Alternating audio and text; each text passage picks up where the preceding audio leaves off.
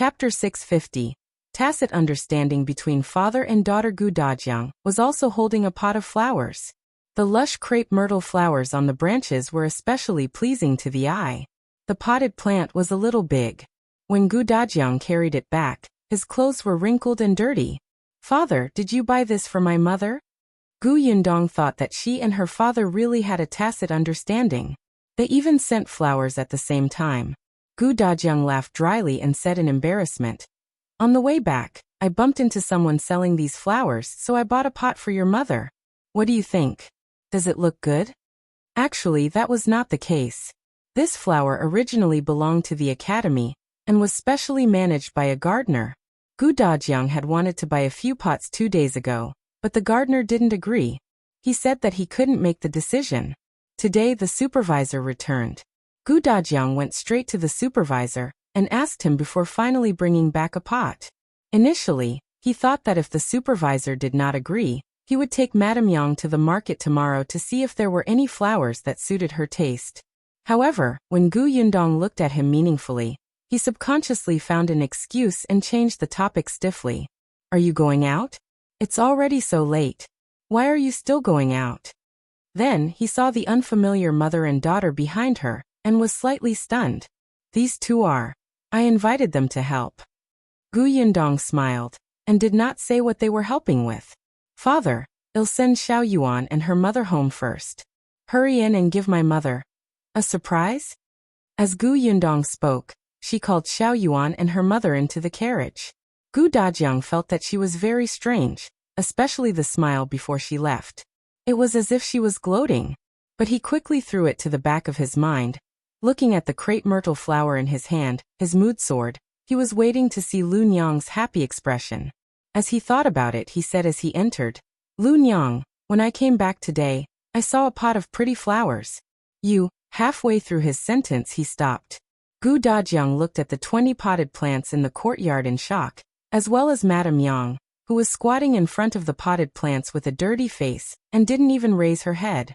Not only her, even Yunka was carefully watering the potted plants, looking very happy.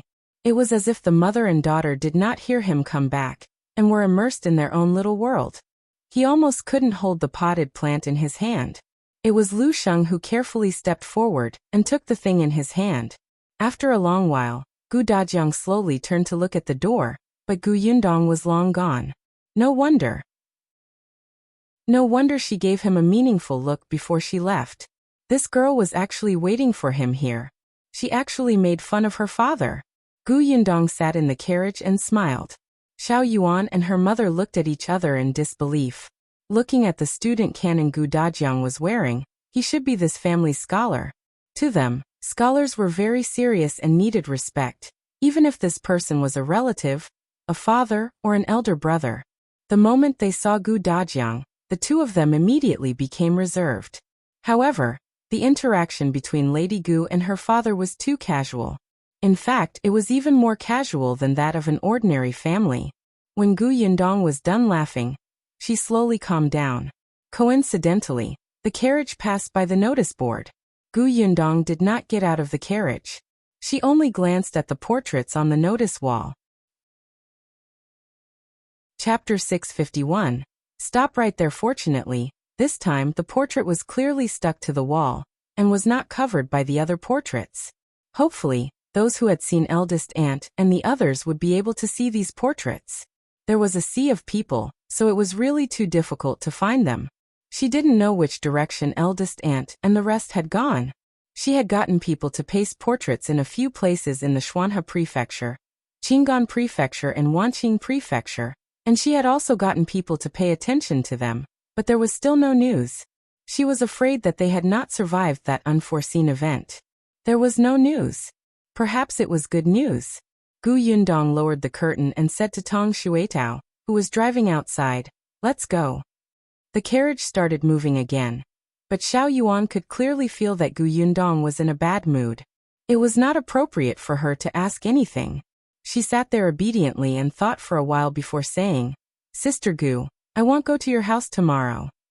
"Huh? Why not?" Gu Yundong came back to her senses and was distracted. Xiao Yuan said, I've taught her everything that needs to be taught. Aunt actually has a lot of experience in raising flowers. She understands some of the things she has to pay attention to after I explain them once. Moreover, with Sister Hongxiu and the others around, there won't be a problem. Gu Yundong nodded. All right, thank you for your hard work today. Not at all. Sister Gu bought all our flowers. I'm so happy. Xiao Yuan smiled until her eyes narrowed into a line. By the way, I still have some flower seeds at home. Sister Gu, do you want them? Of course. Her mother would definitely like to plant flowers from the beginning. It would give her a sense of accomplishment to watch those seeds germinate and turn from small buds into flowers. After Gu Yundong sent Xiao Yuan and her mother back to their house, she picked a lot of flower seeds at her house. She also saw Xiao Yuan's father. His legs were indeed inconvenient. He could only walk around the courtyard with his walking stick. If he walked too far, he would not be able to take it. However, he really planted a lot of flowers. It was obvious from the fact that the courtyard was filled with more than 10 flower racks. When Gu Yundong entered the courtyard, it was as if she was in a garden. It was very beautiful. After giving Xiao Yuan the money for the flower seeds, she quickly came out with Tong Shuitao. Tong Shuitao was still a little emotional. Actually, I quite like Xiao Yuan's family. Look at her father. He's already in such a state, but he's still working so hard to take good care of those flowers. He can even use them to earn money and maintain the family. He's much better than those people who give up on themselves after getting a little sick. Gu Yundong leaned against the carriage door and smiled. Yes, that's why Xiao Yuan is so loving. Tong Shuitao chuckled. At the thought that Miss still had to go to the shop to take a look, she could not help but speed up. However, just as the carriage was about to leave the alley, a word suddenly floated past her ears. Gus. Tong Shuitao was stunned. She could not help but slow down and look at the few people who were talking about Gus. Gu Yundong heard it too. She immediately lifted the curtain and looked out. The voice was already far away, but Gu Yundong could still see the back of the person who spoke. Mississippi. Tong Shuitao looked at Gu Yundong. The latter asked her to stop the carriage and jumped down from it. She looked at the few people who were slowly walking away and shouted, "Those in front, stop right there." The few people who were talking were stunned. At first, they did not realize that she was calling out to them. One of them turned around and exclaimed when he saw Gu Yundong, "It's you?" If you find any errors, ads pop up, ads redirect, broken links, non-standard content, etc., please let us know report so we can fix it as soon as possible. Chapter 652. Capturing Gu Yundong as a hostage. When the others heard the sound, they immediately turned around. Gu Yundong finally saw their faces clearly. She narrowed her eyes and said, "It's indeed you." These people were the local hooligans who had come to her new shop that day to cause trouble and extort money before being taken away by Zhou Dafu. She did not expect to see them here. The moment the local hooligan saw her, he immediately thought of the experience of being kicked out of the door by Xiaoqing Yuan and not being able to get up for a long time. His body subconsciously reacted and wanted to escape. However, with his underlings by his side, he could not lose face. Hence, with his powerful self-control, he finally nailed his legs to the ground and did not move. Then he realized that the man was not around today. Not only was he not around, but the other man was also not around. There were only 2 women standing in front of him. 2 weak-looking women, and there were so many of them. What was there to be afraid of? He immediately walked forward like a hooligan and stood in front of Gu Yundong. "Oh, it's you. We meet again. We're really fated." Seeing this, the surrounding people did not dare to go forward, but they still shouted from afar, "Miss, run quickly. These people are not good people." F***CK. You're calling me a bad person in front of me? The leader of the local gang turned around to look, but the person who spoke had long disappeared. The local hooligan snorted. He turned around and brushed his hair at Gu Yundong. "Miss, don't listen to their nonsense. We're all good people." Yes, yes, yes. We're all good people." The others immediately echoed and laughed. Gu Yundong only looked at the leader and asked, "I heard you talking about Gus just now. What happened to Gus?" Gus was indeed her shop in Fengkai County. The shop here had not been renovated, and the plaque was still being made. Therefore, the Gus that these people mentioned should be from the county. The head laughed even more wildly when he heard that. Oh, so you heard what we said. Oh, all right. You seem to own Gus, right? I heard that the shop we saw that day was also called Gus, right? Gu Yundong narrowed her eyes. You really know? Why? Did you ask about us? What did you find out? Gu Yundong felt that with the current inconvenient traffic, even if they investigated, they would only be able to find a limited amount. The leader chuckled and touched his chin. You want to know? Sure, I'll tell you. However, I can't do it for nothing. You have to give me some face, right? As they spoke, a few local hooligans had already come forward and blocked Gu Yundong's path. Tong Shuetao had never seen these local hooligans, but from their conversation, she could tell that they did not come with good intentions. Hence, she raised her chin slightly and naturally stood in front of Gu Yundong. She asked, What do you want? Do you want silver? Silver?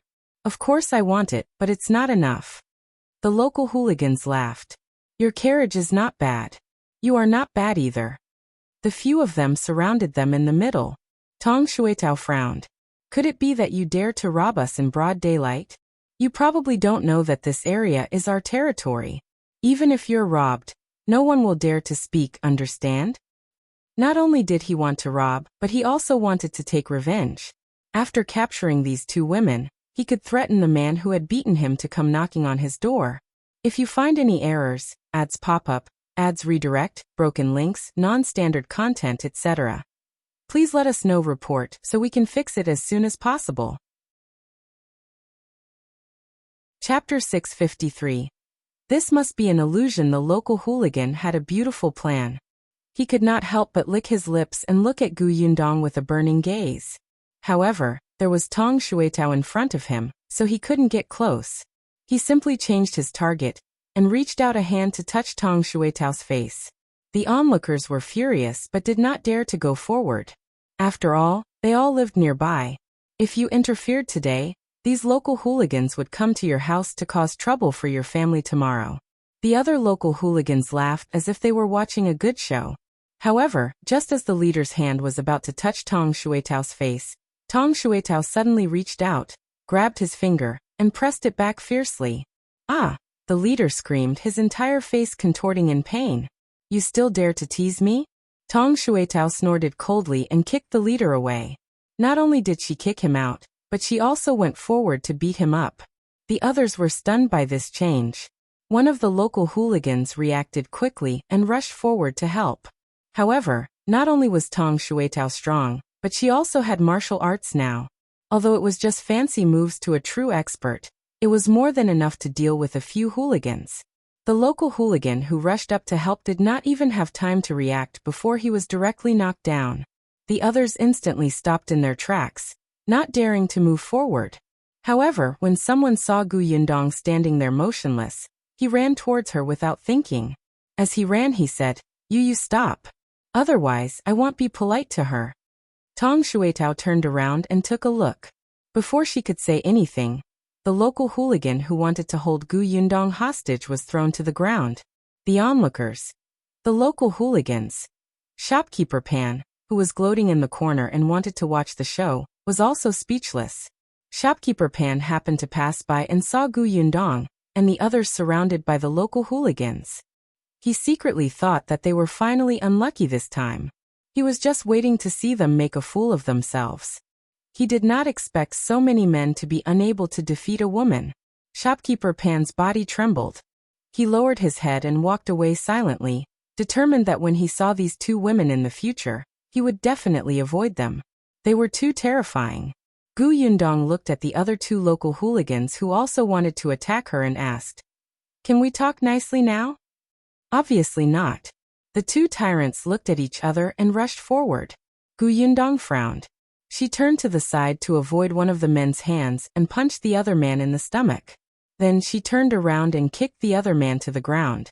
In an instant, 3 people lay on the ground. Coupled with the 2 people on Tong Shuetao's side, the 5 local hooligans did not even have the chance to resist. As for Gu Yundong and Tong Shuetao, Their hair was not even messy. The local hooligans were dumbfounded. The leader looked at the two of them in horror. They were women, right? They looked weak, right?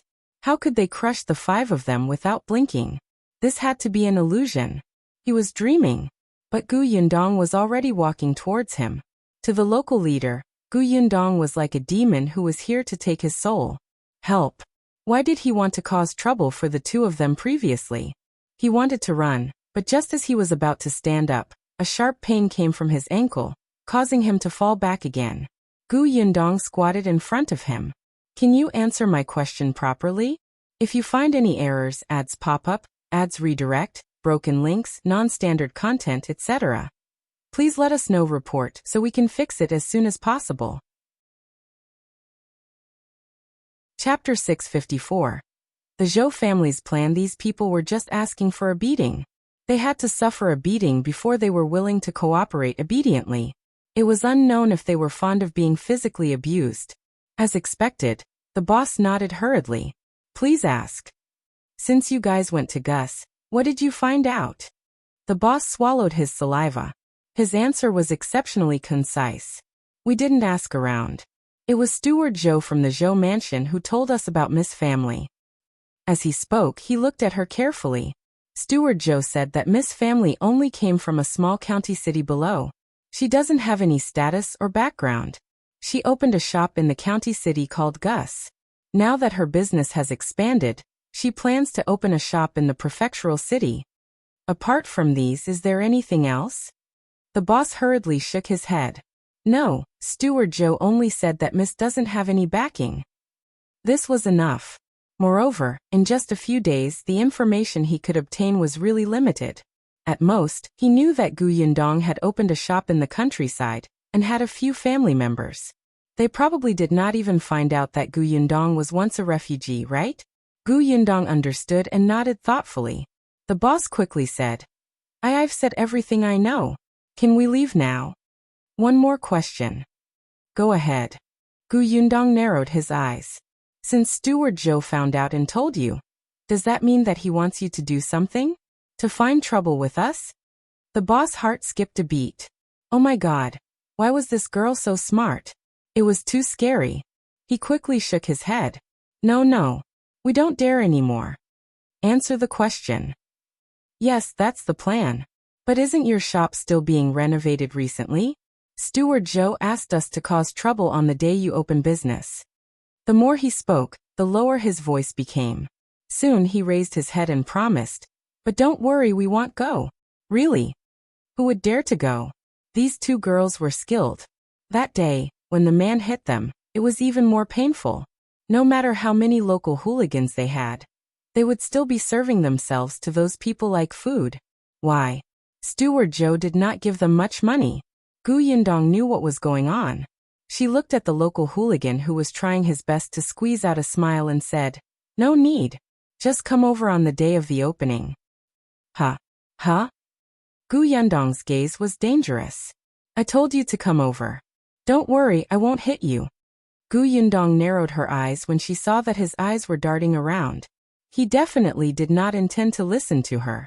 If you don't come, I'll settle scores with you later. The local hooligan was speechless.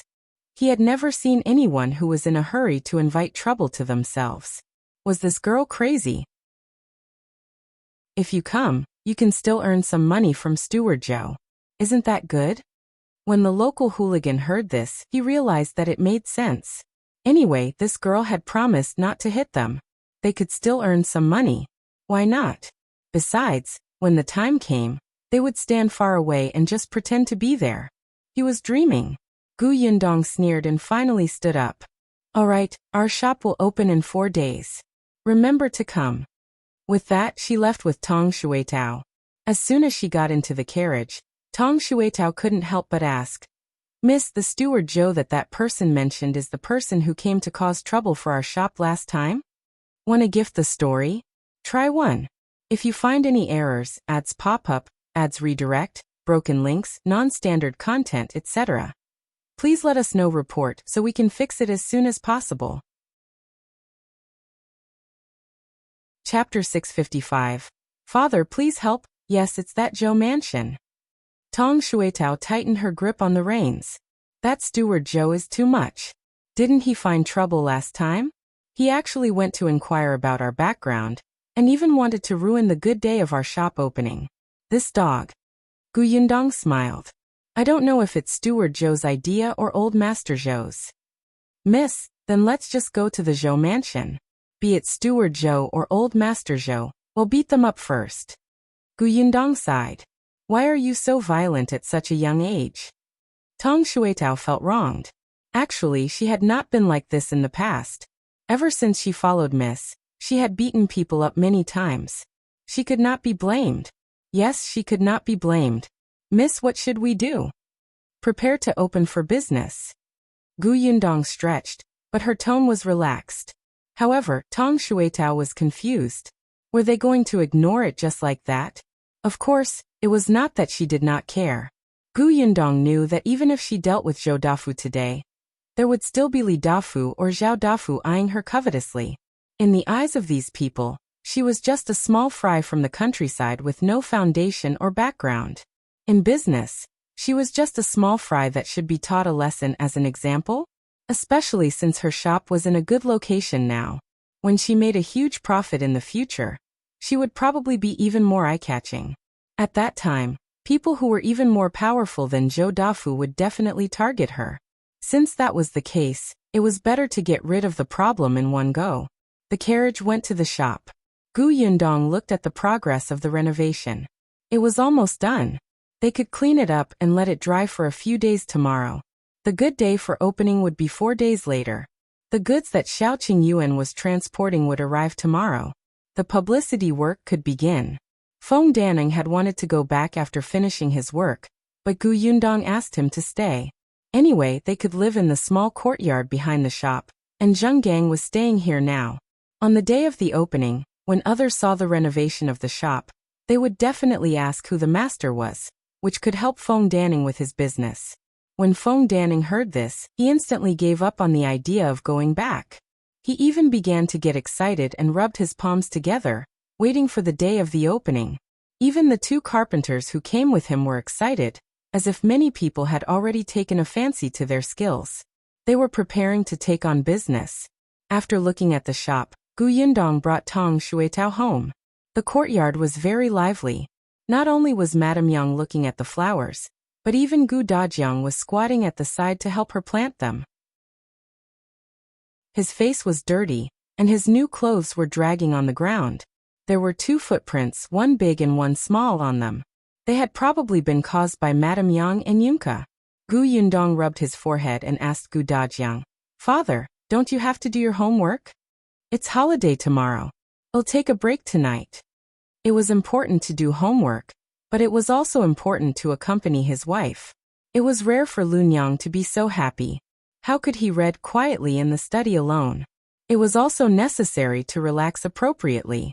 Gu Yundong's eyes lit up. Father, are you on holiday tomorrow? Yes, why? Gu Yundong chuckled. That's good. You can help me. With what? Gu Dajiang stood up and patted the dirt off his body.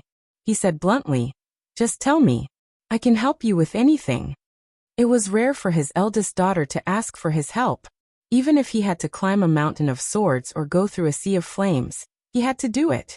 If you find any errors, ads pop up, ads redirect, broken links, non-standard content, etc., please let us know report so we can fix it as soon as possible. Chapter 656. Adorable Flier. Gu Yundong could not help but twitch her lips when she saw how serious he was and how eager he was to go all out. Actually, it was not that difficult. It just took some time. The next day, Gu Yundong woke up early and handed a piece of paper to Gu Dajiang. Father, isn't the shop about to open? After all, this is the first shop we've established in the prefectural city. No matter what, we have to advertise it, right? That's why I specially drew a flyer yesterday. Look, you happen to be on holiday today. Help me draw a few more. Is this what you want me to help with? Gu Dajiang took the so-called flyer from her hand suspiciously. A cute little child was drawn on a small piece of paper. The child was holding a large can in his hand. There was also a small bamboo basket tied to his waist, and a few dried fruits fell out. This little child was cute. He had a big head and a small body. He looked very different from the children in reality, but he was very cute. Furthermore, it was very eye-catching.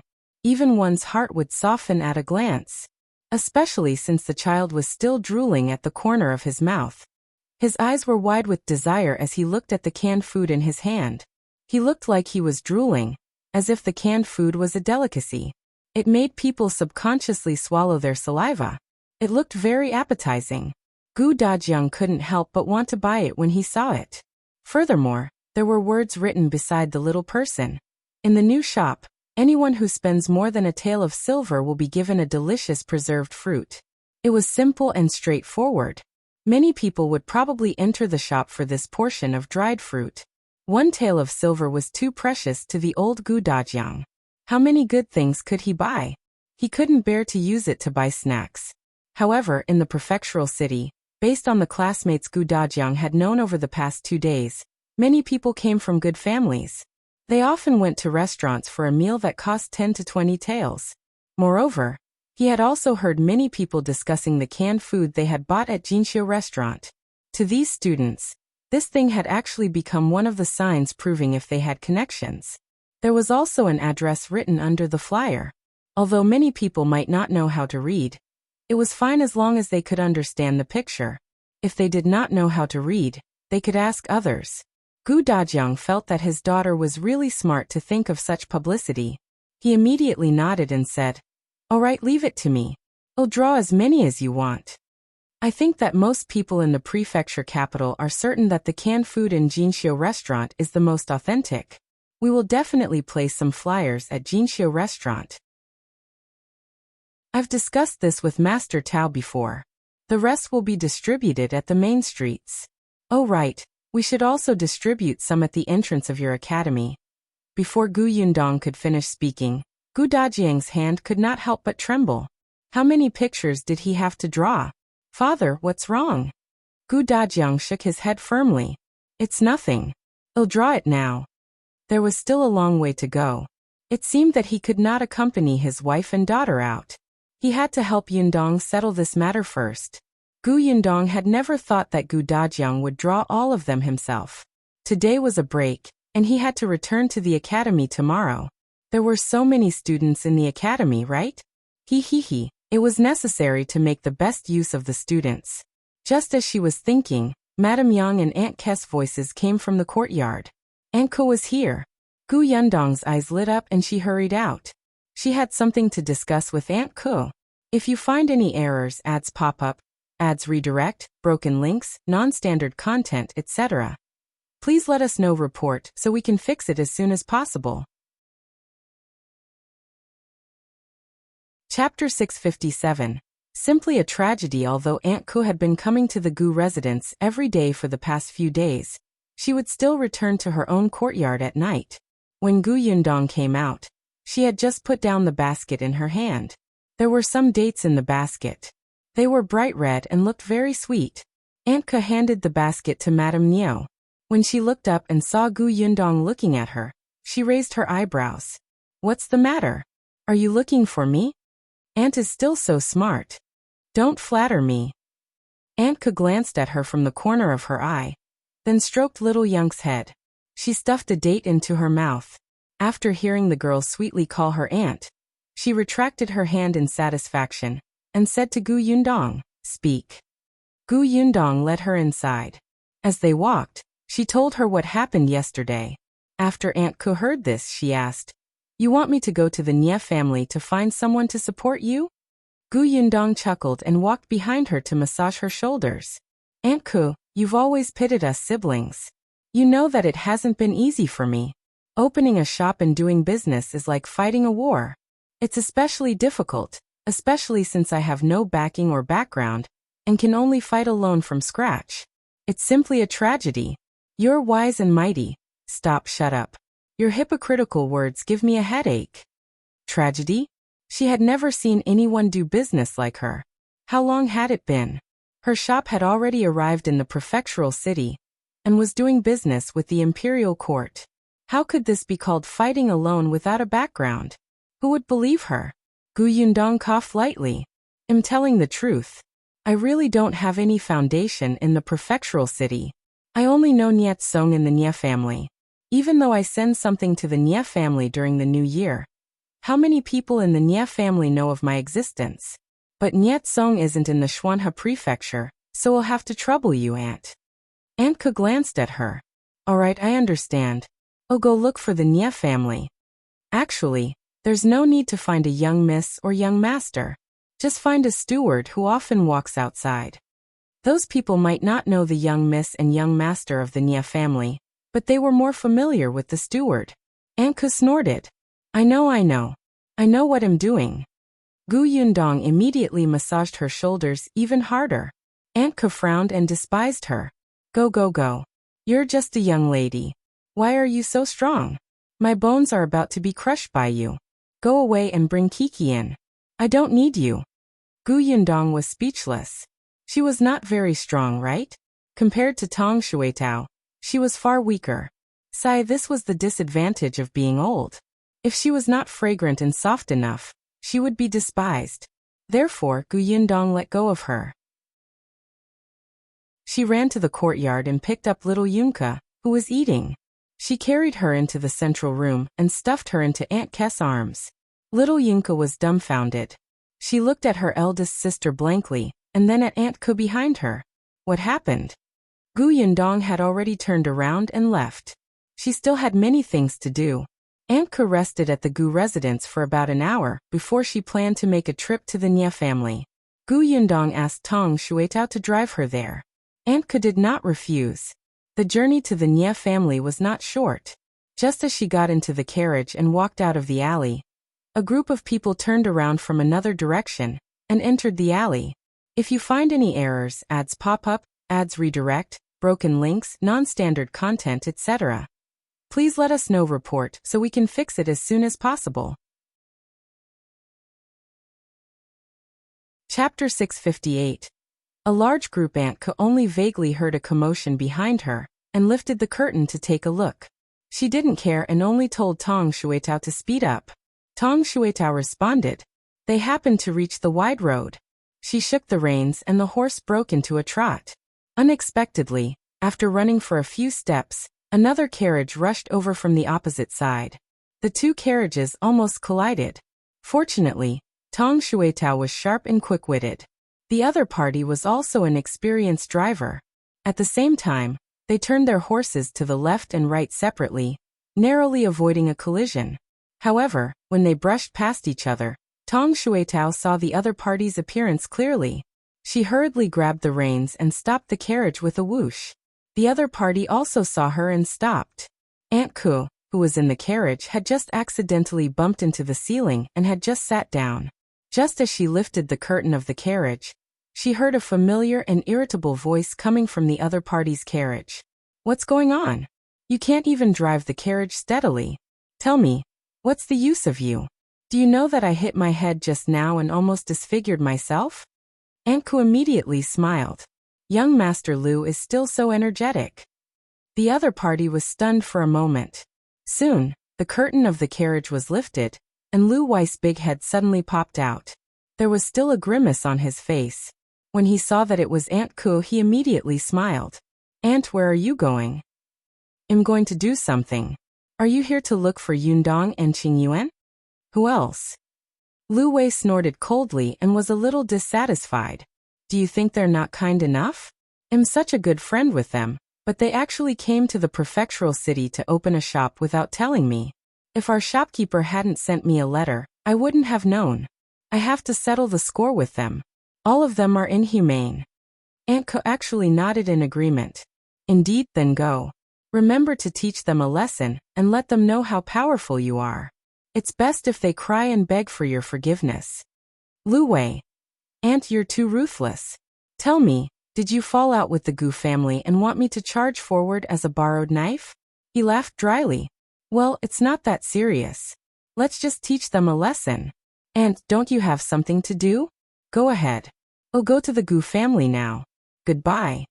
After saying that, he hurriedly instructed Luan, who was driving, let's go. Aunt Ke looked at the departing carriage and shook her head. Coward Lu, You're the young master of the Lu family after all. Can you have some backbone? Even if you're angry, you have to look angry, right? Lu Wei only heaved a sigh of relief after walking for a long time. The carriage slowed as they entered the alley. However, because of this, he could clearly hear the conversation of the people by the roadside in the alley. Did you see that? A large group of people went in just now. I heard that they went to look for Gu Dajiang. Who do you think they are? How would I know? They don't look friendly. They're most likely here to cause trouble. No way. The Gu family has only moved in for a few days. Why would they provoke so many people? Why not? We don't even know the background of the Gu family. How would we know who they've offended? That's true. I heard that the Gu family came from Fengkai County. They might not be familiar with this prefectural city and have offended some rich and powerful family. When Lu Wei heard this, he panicked and hurriedly called Luan, quick. Hurry up and go to the Gu residence to take a look. If you find any errors, ads pop up, ads redirect, broken links, non-standard content, etc., please let us know report so we can fix it as soon as possible. Chapter 659. Encountering a problem. Lu Wei's carriage soon arrived at the Gu family's main entrance. Indeed, there were more than 20 people outside the Gu family's courtyard gate. They were all men of different ages and looked like they were really looking for trouble. Lu Wei hurriedly got down from the carriage, stretched out his hand and shouted, "Hey, what are you doing? Are you surrounding someone else's house and looking for trouble?" A group of people was standing at the door to confirm if this was Gu Dajiang's house. Just as they were about to knock on the door, they suddenly heard a voice behind them. They were so frightened that they trembled and looked back in unison.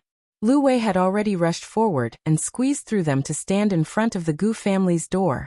He stretched out his hand to block the door. "Who are you? What do you want to do?" "Who are you, brother?" The one who spoke was Zhou. He couldn't help but frown when he saw how protective Lu Wei was. This group of people were the students of the Tianhai Academy. There were more than 20 of them in total. It was just that today was a break and they were not wearing the student uniform, so they looked like people who had come to find trouble.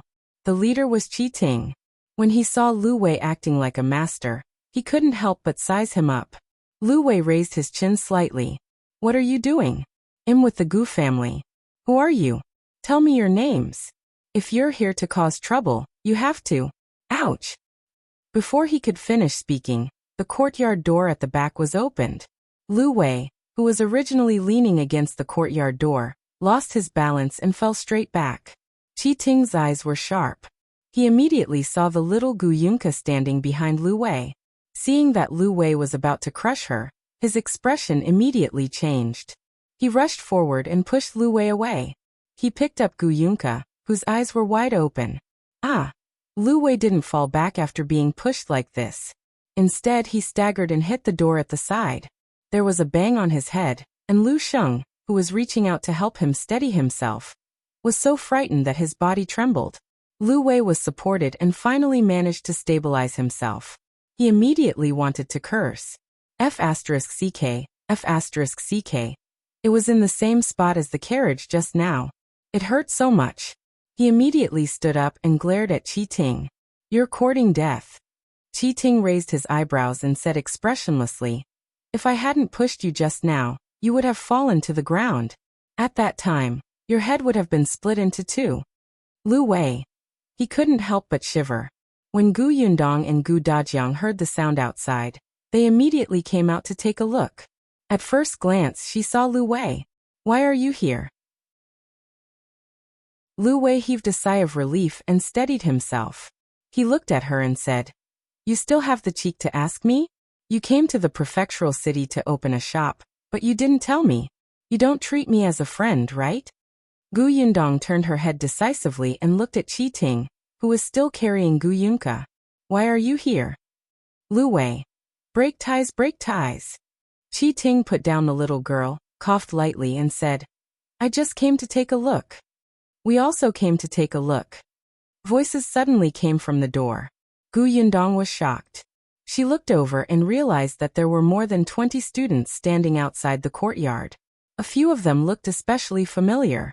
Gu Dajiang hurriedly walked over and warmly welcomed all his classmates in. Lu Wei felt like he had been dealt a critical blow. He looked at Gu Yundong bitterly. Gu Yundong could not ignore it even if she wanted to. She could only turn her head and sigh. It's good that you're here. I just encountered a difficult problem. What problem? Lu Wei instantly perked up. If you find any errors, ads pop up, ads redirect, broken links, non-standard content, etc., please let us know report so we can fix it as soon as possible. Chapter 660. The acting begins. Gu Yundong glanced at him, then at the 20 students, and sighed heavily. Then she shook her head and left in distress. Everyone was speechless. What the hell was going on? After Gu Yundong entered, everyone could only look at Gu Dajiang. Lu Wei and Qi Ting, who had almost quarreled at the door, asked in unison, "What happened?"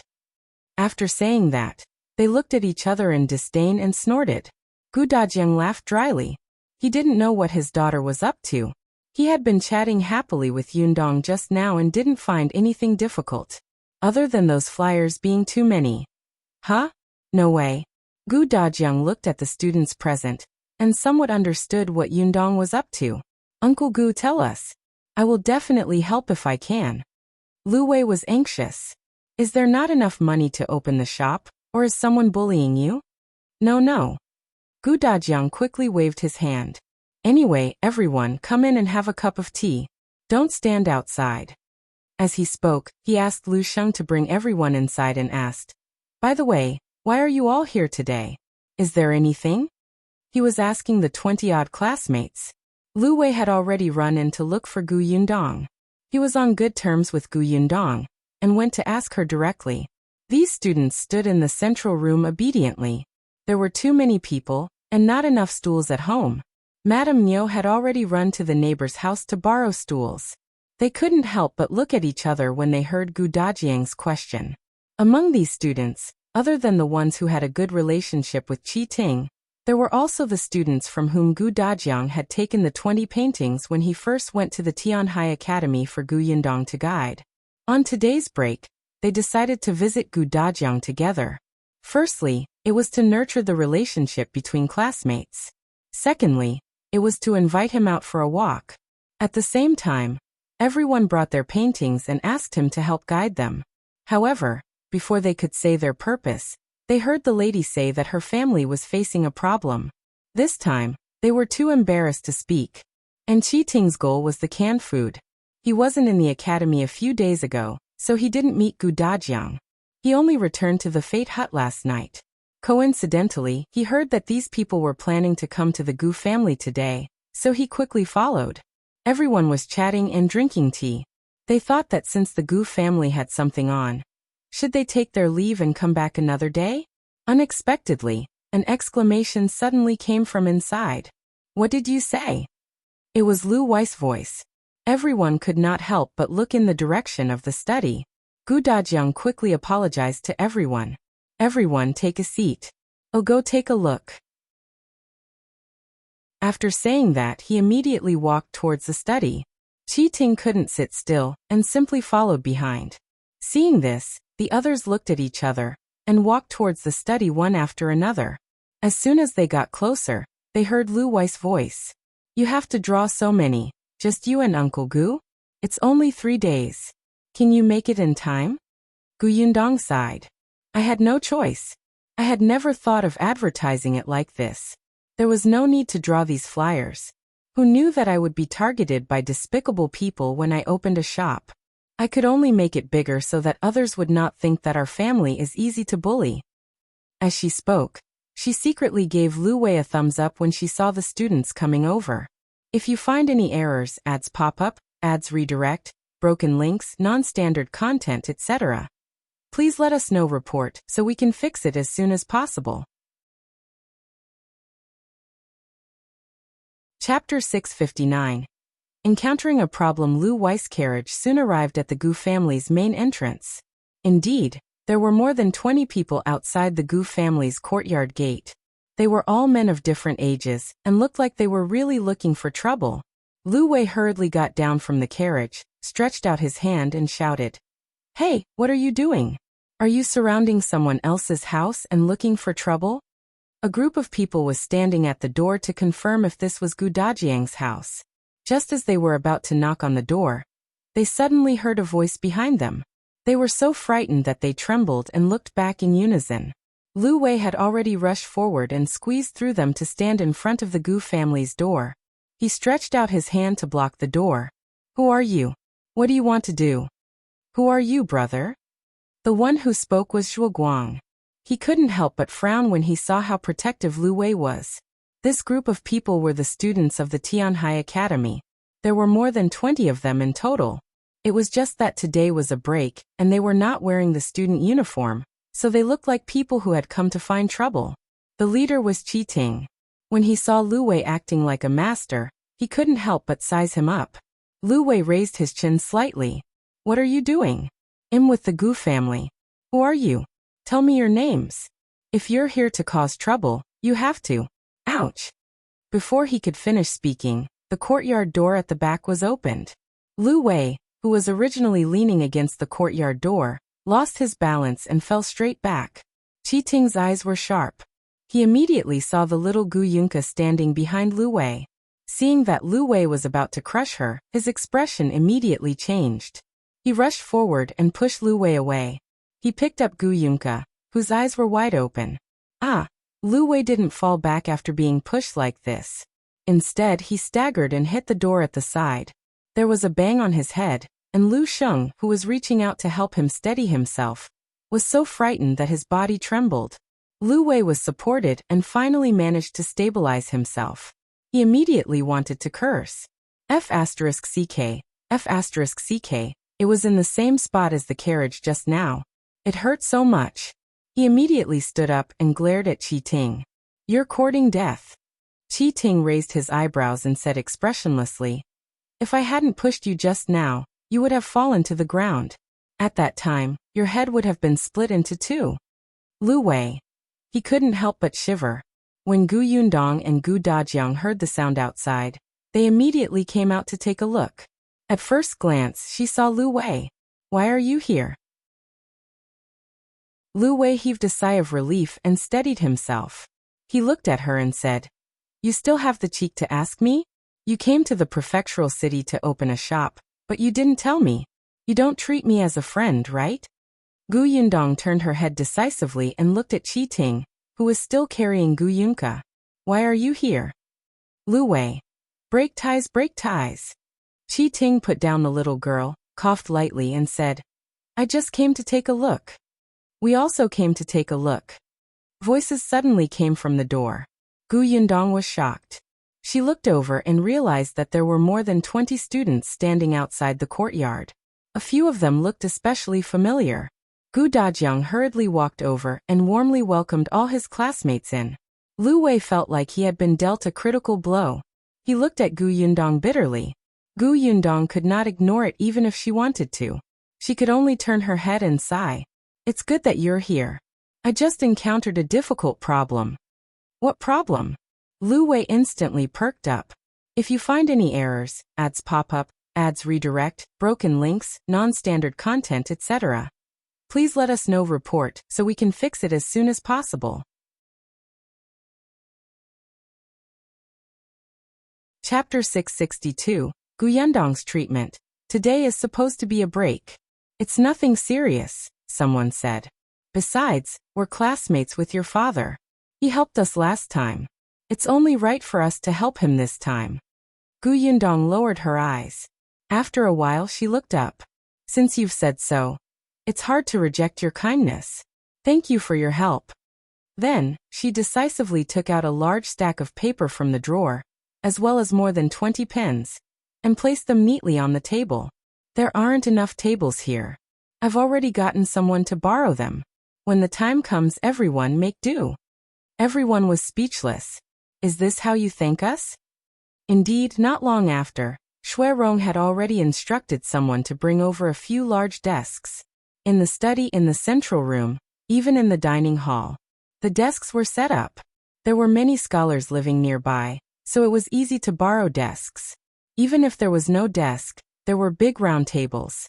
Even if some people were unwilling, when they heard that the 20-odd people who came to the Gu family today were all students from the Tianhai Academy, they immediately helped move the tables without a word. It wasn't until they were all set up that the 20 or so students reacted. It seemed like they had been tricked. Especially the few people who followed Qing. They had seen how powerful Miss Gu was last time, and should have known her personality long ago. With her intelligence, what big problem could make her frown? She had set up a trap for them. Yundong arranged seats for them and immediately relaxed. She clapped her hands and whispered to Lu Wei, "Thank you." "Hee, I did well, didn't I?" Lu Wei was very pleased with himself. Then he felt that something was wrong. Luan, who was standing not far away, sighed. "Young master, did you forget that you came to settle scores with Miss Gu? Previously, when you saw Aunt Ku, you swore that you'd settle the scores. Why didn't you count the scores and help her for nothing?" Because there were so many people in the family, Gu Yundong did not ask them for help for nothing. After all, they were all her father's classmates, so she had to build a good relationship with them. Therefore, she personally went to the market to pick fresh fruits and vegetables and returned with chicken, duck, and fish. As soon as she entered, she prepared a few plates of fruits and asked Shuang to send them over. She even poured white sugar water for them, and even made a bowl of double-skin milk for each of them. These were foods that the children highly recommended. Seeing the white and tender double-skin milk, these students were stunned. They had never eaten it before. What was this? Even Lu Wei had never eaten it before, but it was obvious that it was good stuff. Didn't they see that Yunka was already digging and eating with a spoon? When the smooth and tender thing entered their mouths, everyone could not help but widen their eyes. Delicious. Shuang could not help but ask, "Miss Gu, could it be that this will be sold in the shop?" Gu Yundong shook his head. "This is not for sale. It's not easy to keep. Our shop sells things that can be preserved for a period of time." Shuang's eyes lit up. Then, before he could finish speaking, Lu Wei immediately interrupted him loudly. "Sell me the recipe, sell me the recipe. I'll sell it in Jinxiu restaurant." Shuang turned to look at him angrily. This was too unethical. He was the one who thought of it first. Gu Yundong laughed. "All right, I'll tell you how to make it later." Lu Wei immediately became happy. His father even said that he was brainless. Just wait. When he got this recipe and sold it in the restaurant later, it would definitely become very popular, and his business would rise to another level. The other students couldn't wait to eat. They were all students and didn't really care about doing business. If you find any errors, ads pop up, ads redirect, broken links, non-standard content, etc., please let us know report so we can fix it as soon as possible. Chapter 662, Gu Yundong's treatment. Today is supposed to be a break. It's nothing serious, someone said. Besides, we're classmates with your father. He helped us last time. It's only right for us to help him this time. Gu Yundong lowered her eyes. After a while she looked up. Since you've said so, it's hard to reject your kindness. Thank you for your help. Then, she decisively took out a large stack of paper from the drawer, as well as more than 20 pens, and placed them neatly on the table. There aren't enough tables here. I've already gotten someone to borrow them. When the time comes, everyone make do. Everyone was speechless. Is this how you thank us? Indeed, not long after, Shuang had already instructed someone to bring over a few large desks. In the study in the central room, even in the dining hall, the desks were set up. There were many scholars living nearby, so it was easy to borrow desks. Even if there was no desk, there were big round tables. Even if some people were unwilling, when they heard that the 20-odd people who came to the Gu family today were all students from the Tianhai Academy, they immediately helped move the tables without a word. It wasn't until they were all set up that the 20 or so students reacted. It seemed like they had been tricked. Especially the few people who followed Qing. They had seen how powerful Miss Gu was last time, and should have known her personality long ago. With her intelligence, what big problem could make her frown? She had set up a trap for them. Gu Yundong arranged seats for them and immediately relaxed. She clapped her hands and whispered to Lu Wei, "Thank you." Hee, I did well, didn't I? Lu Wei was very pleased with himself. Then he felt that something was wrong. Luan, who was standing not far away, sighed. Young master, did you forget that you came to settle scores with Miss Gu? Previously, when you saw Aunt Ku, you swore that you'd settle the scores. Why didn't you count the scores and help her for nothing? Because there were so many people in the family, Gu Yundong did not ask them for help for nothing. After all, they were all her father's classmates, so she had to build a good relationship with them. Therefore, she personally went to the market to pick fresh fruits and vegetables and returned with chicken, duck, and fish. As soon as she entered, she prepared a few plates of fruits and asked Shuang to send them over. She even poured white sugar water for them, and even made a bowl of double-skin milk for each of them. These were foods that the children highly recommended. Seeing the white and tender double-skin milk, these students were stunned. They had never eaten it before. What was this? Even Lu Wei had never eaten it before, but it was obvious that it was good stuff. Didn't they see that Yunka was already digging and eating with a spoon? When the smooth and tender thing entered their mouths, everyone could not help but widen their eyes. Delicious. Zhuguang could not help but ask, Miss Gu, could it be that this will be sold in the shop? Gu Yundong shook his head. This is not for sale. It's not easy to keep. Our shop sells things that can be preserved for a period of time. Zhuguang's eyes lit up. Then, before he could finish speaking, Lu Wei immediately interrupted him loudly. Sell me the recipe, sell me the recipe. I'll sell it in Jinxiu restaurant. Zhuguang turned to look at him angrily. This was too unethical. He was the one who thought of it first. Gu Yundong laughed. All right, I'll tell you how to make it later. Lu Wei immediately became happy. His father even said that he was brainless. Just wait. When he got this recipe and sold it in the restaurant later, it would definitely become very popular, and his business would rise to another level. The other students couldn't wait to eat. They were all students and didn't really care about doing business. If you find any errors, ads pop up, ads redirect, broken links, non-standard content, etc., please let us know report so we can fix it as soon as possible.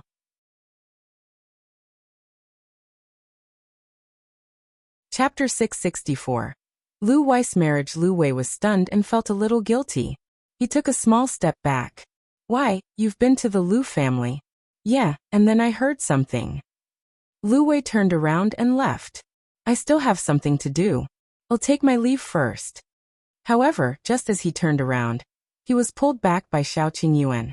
Gu Yundong was curious. What did you hear? She really thought that Lu Wei had rushed over in such a rage, because they had not told him about coming to the prefectural city. So it wasn't. Xiao Qingyuan glanced at Lu Wei and said, Old Master Lu was arranging a wife for Lu Wei. He was unwilling, so he fled to the prefectural city. Gu Yundong was stunned and looked at Lu Wei in surprise. Lu Wei was 18 years old this year, 2 years younger than Xiao Qingyuan. Usually in this era 15 or 16-year-olds should get married. Didn't you see that Tao Xing and Peng Zhongfei, who were about the same age as him, already had many wives and concubines? Lu Wei's family background was good, and it wasn't like he couldn't afford a wife. His situation was also different from Xiao Qingyuan's, so why was he unwilling? Could it be that he liked men? Gu Yundong's imagination started to run wild. He looked at Lu Wei warily. This guy liked to stick to Xiao Qingyuan. Could it be that he had other thoughts? Lu Wei didn't notice the look in her eyes. He just said with a long face, You don't understand my pain at all. What pain? My father thinks that I'm too jumpy and unruly, so he wants to find a fierce woman to control me. Lu Wei simply wanted to die. Do you think he's my biological father? How can he harm his son like this? Is there anyone like him? Gu Yundong blinked. Well, Old Master Liu's idea was indeed very strange. However, what she did not know was that she was the one who gave Old Master Liu such a thought. Lu Wei was especially mischievous when he was young. When he grew up, he didn't get any better. A few years ago, when he reached the age of marriage, his family had arranged many marriages for him. In the end, he sabotaged them all. Old Master Liu was so angry that he did not want to care about his son. Later, when he met Gu Yundong, he watched helplessly as his son obediently listened to Gu Yundong. He suddenly had a plan and felt that he had finally found a woman who could subdue his son. At that time, Old Master Lu even wanted Lu Wei to marry Gu Yundong. Unfortunately, she had Xiao Qingyuan by her side, and he was watching her too closely, so he could only look for other people, but there were too few girls like Gu Yundong. Those who were worthy of his family background were too dignified and not fierce enough. For those who were fierce enough, their family background was not good enough. Gu Yundong was poor at first, but she was capable. If she had a strong temper and was not capable and did not have a family background, Old Master Lu would still feel that he had wronged his son. Hence, after half a year, he finally found one. However, his son didn't cooperate and actually ran away. Old Master Lu was so angry that he almost fell sick. Gu Yundong was enlightened after hearing this. She sympathized with Lu Wei. In ancient times, parents had always been in charge of marriage. For someone like Lu Wei, it was already good enough that his father didn't use him for business alliance. In short, he'll hide in the prefectural city for now. He'll return after this storm passes. Besides, aren't you opening in a few days? I'll help you. After saying that, Lu Wei quickly threw this matter to the back of his mind and went to work happily. Luan watched from the beginning to the end and complained in his heart, "Young master, didn't you say that you would settle scores with them? Can you succeed once? This is too tragic. If you find any errors, ads pop up, ads redirect, broken links, non-standard content, etc., please let us know. Report so we can fix it as soon as possible." Chapter 664. Lu Wei's marriage. Lu Wei was stunned and felt a little guilty. He took a small step back. "Why, you've been to the Lu family?" "Yeah, and then I heard something."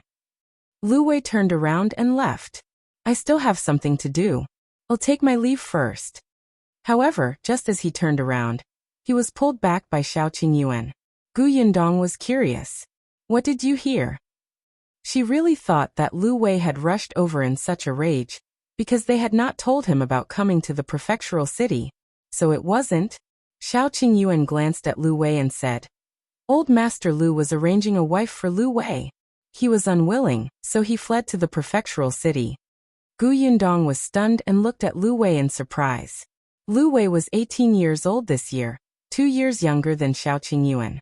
Usually in this era, 15 or 16-year-olds should get married. Didn't you see that Tao Xing and Peng Zhongfei, who were about the same age as him, already had many wives and concubines?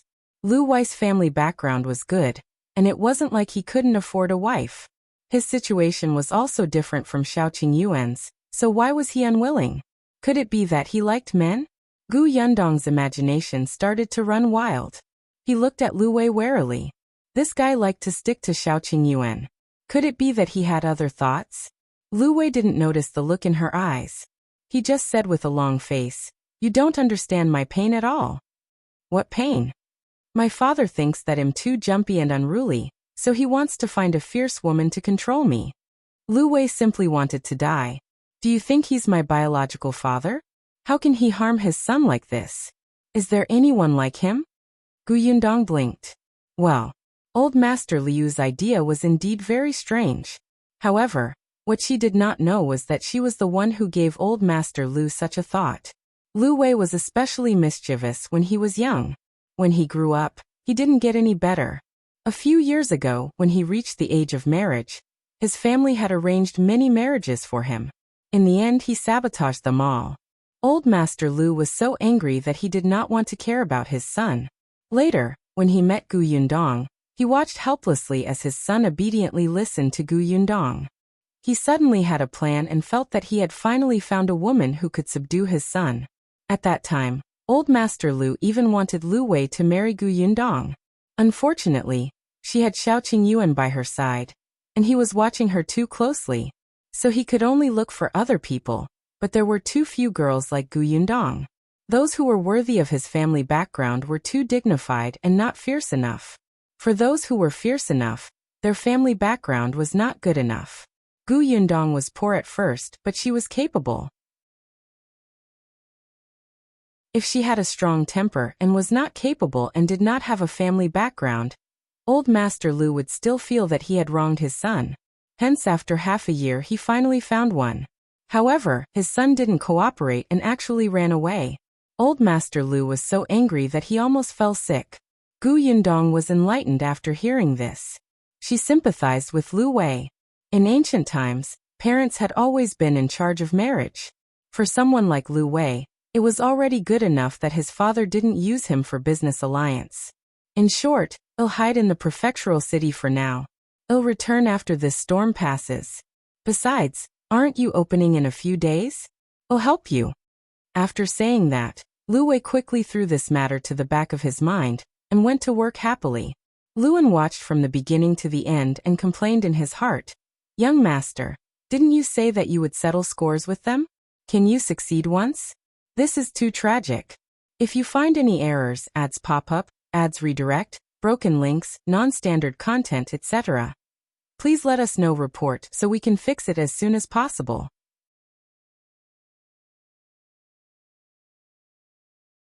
Chapter 666. Opening on the 8th day of the 9th month, the weather was clear. It was suitable to marry, enter the house, and open for business. Early in the morning, the Gu family tidied themselves up in high spirits. Other than Gu Dajiang, who was still going to the academy, everyone else went to Gu's shop on Dahui Road. At the same time, many people in the city rubbed their palms together and prepared. The flyers clearly stated that if they spent a tael of silver, they could receive a bag of dried fruits for free. 1 tael of silver was not a lot to many people in the prefectural city. Even if they did not have it, some smart people wanted to pool it together with others. If each of them bought a little, they would be able to get a bag of dried fruits. Among them was Madame Sun, the neighbor of the Su family. Madame Sun also happened to receive a flyer 2 days ago.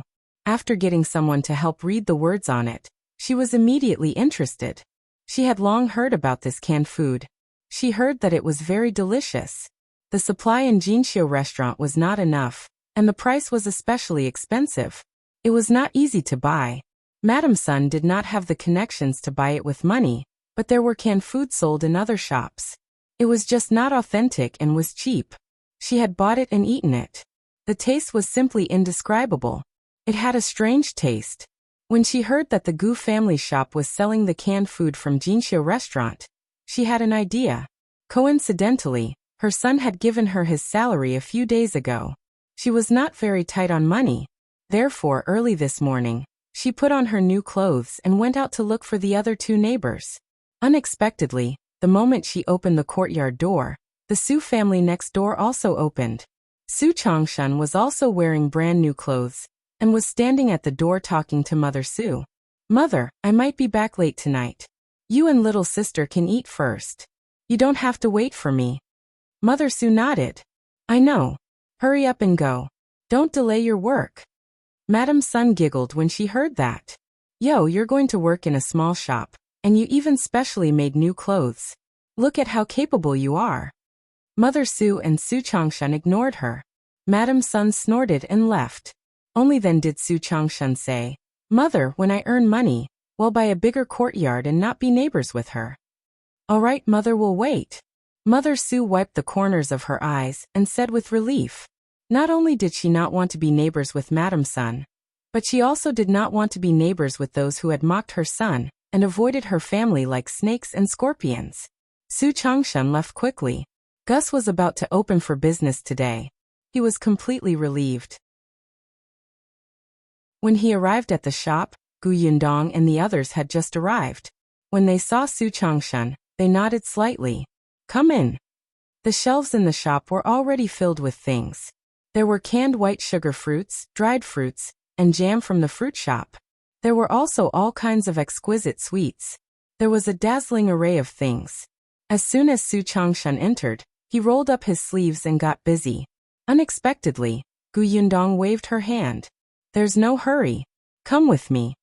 On the first day, besides Zheng Gang, Su Changshan, and Ashu, people including Azhu, Chen Jinbao, Tong Ping, Shuirong, Lu Sheng, and even Madame Niu, Lu Hongxiu, and Tong Shuitao had to help receive the guests. Feng Danning and the others had wanted to help, but they were not hired workers. Moreover, she had enough manpower, so Gu Yundong did not agree. She only said that they should rest in the backyard. If anyone asked about the renovation of the shop, she would bring them over.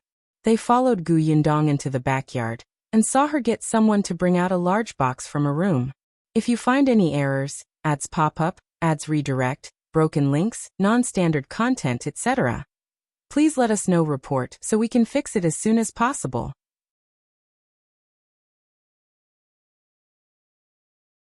Chapter 667. Work clothes. Everyone was puzzled. Gu Yundong had already opened the box, and it was filled with many clothes. Gu Yundong took out a piece from inside and said, "The shop is opening today. In order to make it easier for the customers to find the shop assistants, everyone's clothes are the same. I asked a ready-made clothes shop to make this a few days ago. I only received it last night. Everyone go to the house and change after taking it." The clothes in Gus' shop had always been the same. It was the same in the county city. At first, the clothes for Zhonggang and Zhuangzi were bought from a ready-made clothing store. Later on, Shen Sitian came. She was good at this and was fast. The clothes she designed were all good-looking. Gu Yundong asked Shen Sitian to help. Firstly, it was to take care of her business so that she could earn more money. Secondly, she could do better than in the ready-made clothing shop. She could satisfy all of Gu Yundong's requests. Until now, Zhonggang and Zhuangzi had 2 sets of clothes every season. The treatment was already very good. At the very least, Zhuangzi was very happy. Every time he was given new clothes, he was happy to clean the shop from top to bottom. Now that she was in the prefectural city, she naturally had to do the same. However, Shen Sitian was not around, so she could only get the ready-to-wear shop here to help make it. "Uncle Zheng, this is yours." Gu Yundong handed him the set of clothes. Zhonggang was already very calm. After all, he had accepted work clothes many times.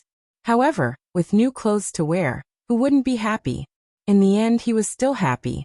However, Su Changshan was not calm. When his name was called, he was in a daze. It was only when he received the clothes that he looked up in shock. The shop still cared about the shop assistant's clothes? This was too good. Not only was the salary high, but there was also free clothes. He looked at the clothes he was wearing and touched the clothes in his arms. He realized that the clothes given by the boss seemed to be made of better material. There were not only clothes for men, but also those for women. However, they were different. The women's were better looking and their colors were brighter. The people who received the clothes were overjoyed. Seeing that it was getting late, they quickly turned around and went into the house to change. When they came out, they looked brand new. Other than the fact that Zhonggang's clothes were different, the shop assistant's clothes were all the same. There was a word "gu" on their arms, but this word could be removed. If the clothes were old and they wanted to give them to others to wear, they could just remove the word. Alright, everyone has changed. We can start preparing now. The shop will open at 8 in the morning. There's still an hour left. Everyone, prepare the tea and food. Don't miss it. After she finished speaking, everyone went to prepare. Not long after, Aunt Ku arrived. Gu Yundong had been looking at the time. Seeing that it was almost time, she quickly got someone to prepare firecrackers. Open now. When the time was up, she had a smile on her face as she waved her arm and shouted. As soon as the door opened, the shop assistants in uniform immediately stood on both sides. Xiao Qingyuan ignited the firecrackers. Soon, crackling sounds sounded on the street and instantly spread far away. Zhou Dafu, who was sitting in the carriage, paused. He narrowed his eyes slightly and asked Steward Zhou, "Is it open?" "Judging from the commotion, it should be open," Steward Zhou replied respectfully. "Don't worry, old master. I've already prepared everything." As he spoke, his expression was vicious. He blamed all the injuries he had suffered on Gu Yundong and the others. Today, he was going to make sure that Gus could not continue operating. If you find any errors, ads pop up, ads redirect, broken links, non-standard content, etc., please let us know. Report so we can fix it as soon as possible. Chapter 668. Waiting to cause trouble. How could Zhou Dafu not be furious? The first time he saw her, his son was thrown onto a horse and almost lost his life, and he had even been extorted for more than 1,000 taels of silver. The second time they met, he was pretending to be a good-natured person. Not only did he flee in fear, but he also had to deal with those local hooligans. Initially, he thought that Gus had some impressive backer. In the end, after checking, she was just a bumpkin from the countryside. She had just opened a shop in the county city, and was already extremely arrogant. She did not even know how to restrain herself when she came to the prefectural city. She was simply detestable and deserved to die. He gently knocked on the wall of the carriage and said to Afeng, who was driving outside, "Hurry up." He didn't want to miss the fun. "Yes, master." Compared to Zhou Dafu and Steward Zhou's optimism, Afeng looked worried. After some thought, he could not help but say, "Master, that young master and lady are both skilled. Those local hooligans only know how to talk. If they really attack, I'm afraid one person can beat them down." Before Zhou Dafu could reply, Steward Zhou sneered and said, "Don't worry, I've already prepared everything. Those local hooligans don't have much ability, but I found a few skilled escorts to hide among them. When the time comes, those escorts will keep the man and woman occupied, and the others will destroy their entire shop." Afeng frowned and did not say anything else. He was just a guard, only responsible for protecting his master's safety. The master had asked Steward Zhou to take care of everything else. The carriage soon arrived at the alley not far from Gus. Afeng stopped. Steward Zhou got down from the carriage and looked around.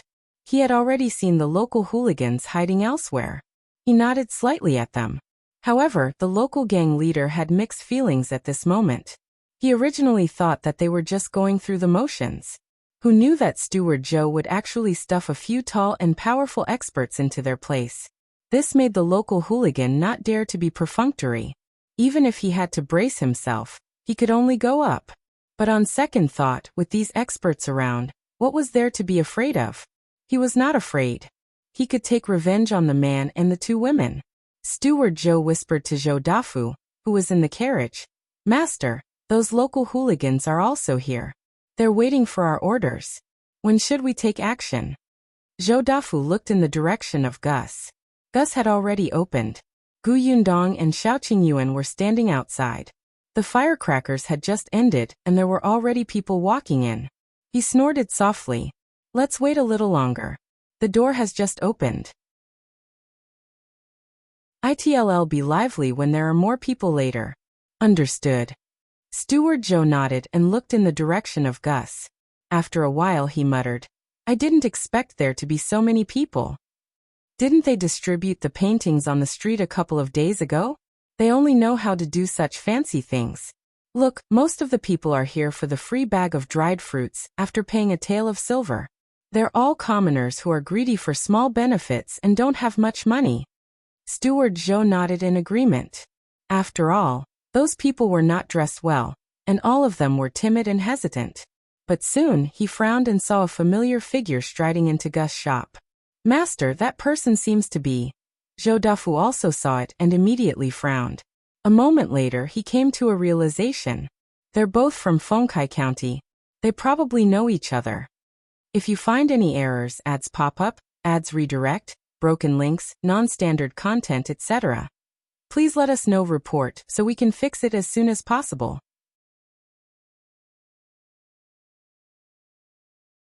Chapter 669. The people of the Nye residence are actually here. Yes, this Gus seems to be selling canned food. Canned food like those in Jinxiu restaurant. Steward Zhou nodded, feeling extremely unhappy. Zhou Dafu and Gu Yundong saw Lu Wei and the manager of Jinxiu restaurant. The manager was holding a gift box and congratulated Gu Yundong as soon as he entered. "It's an auspicious day to open for business. Mississippi Gus place is indeed lively." Shuang came up to take the gift box and invited Lu Wei and the shopkeeper inside. Lu Wei waved his hand. "You don't have to entertain me. I'm just here to help." Shuang ignored him and only served them sugar water. After a while, another carriage stopped outside and someone alighted from it. As soon as he entered, he greeted them with a smile. "Boss Gu, your business is booming." Gu Yundong was stunned. Before she could react, she saw the manager of Jinxiu restaurant stand up and welcome him. "So it's Old Master Zhou." "Old Master Zhou?" Gu Yundong suddenly thought of Zhuo Guang. "Welcome, Old Master Zhou. Please come in." Please forgive me for my lack of hospitality. Old Master Zhou laughed and said, Boss Gu, you're too polite. I've long heard from our Zhuoguang that Boss Gu is smart and capable. You opened such a huge shop in the prefectural city, and your business is the rare canned food and white sugar. Last time, that kid brought back a lot of good things from Boss Gu, and we were extremely greedy. Gu Yundong did not expect Old Master Zhou to be so straightforward. She immediately smiled.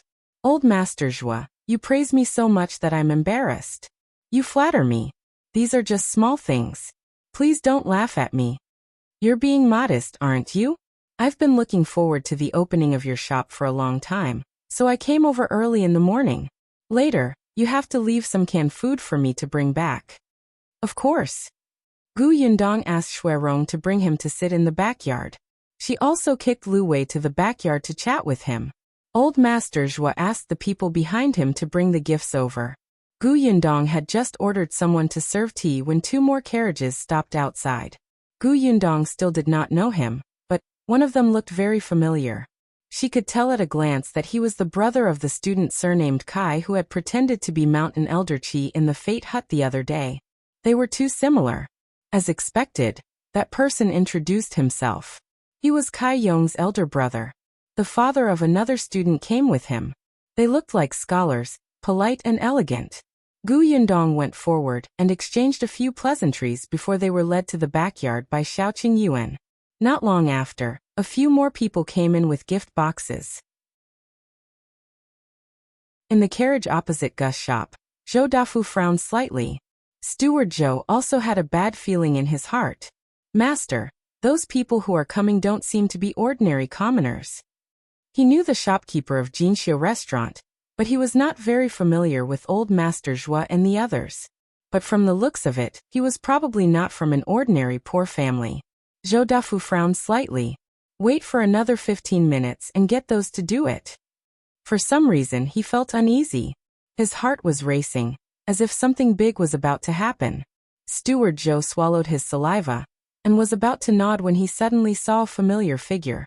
His eyes widened. Master, that seems to be the steward of the Nia residence. Nia residence? Zhou Dafu suddenly looked in the direction he was pointing at, and saw a carriage parked at the entrance of Gus.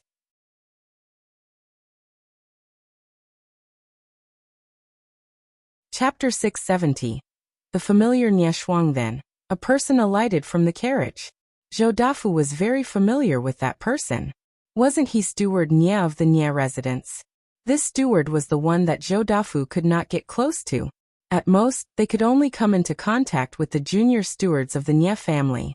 Zhou Dafu couldn't stay calm anymore and got out of the carriage. Why is the steward of the Nia residence here? Steward Zhou shivered and tried his best to make up for it. With a trace of hope, he said, Perhaps they also like the canned food sold by Gus? Master, think about it.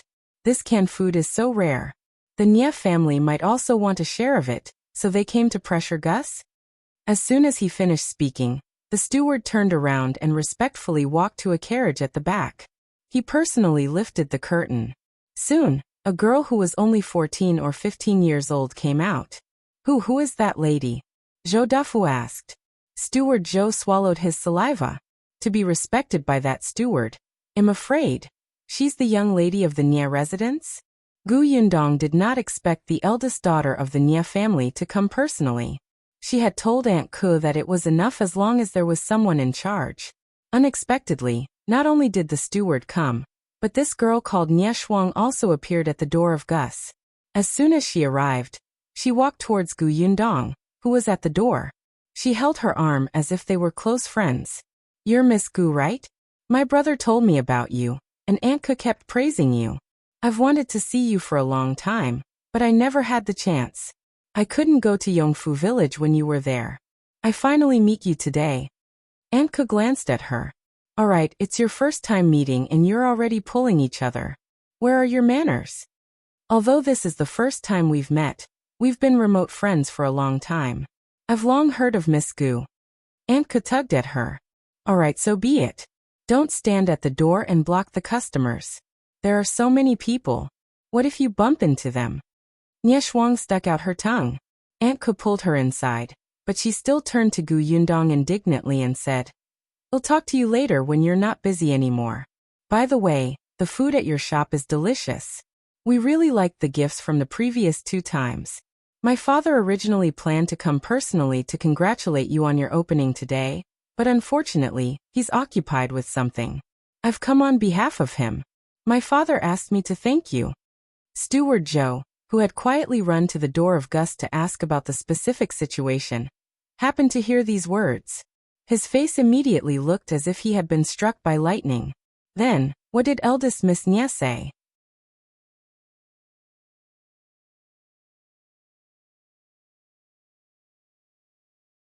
Chapter 671.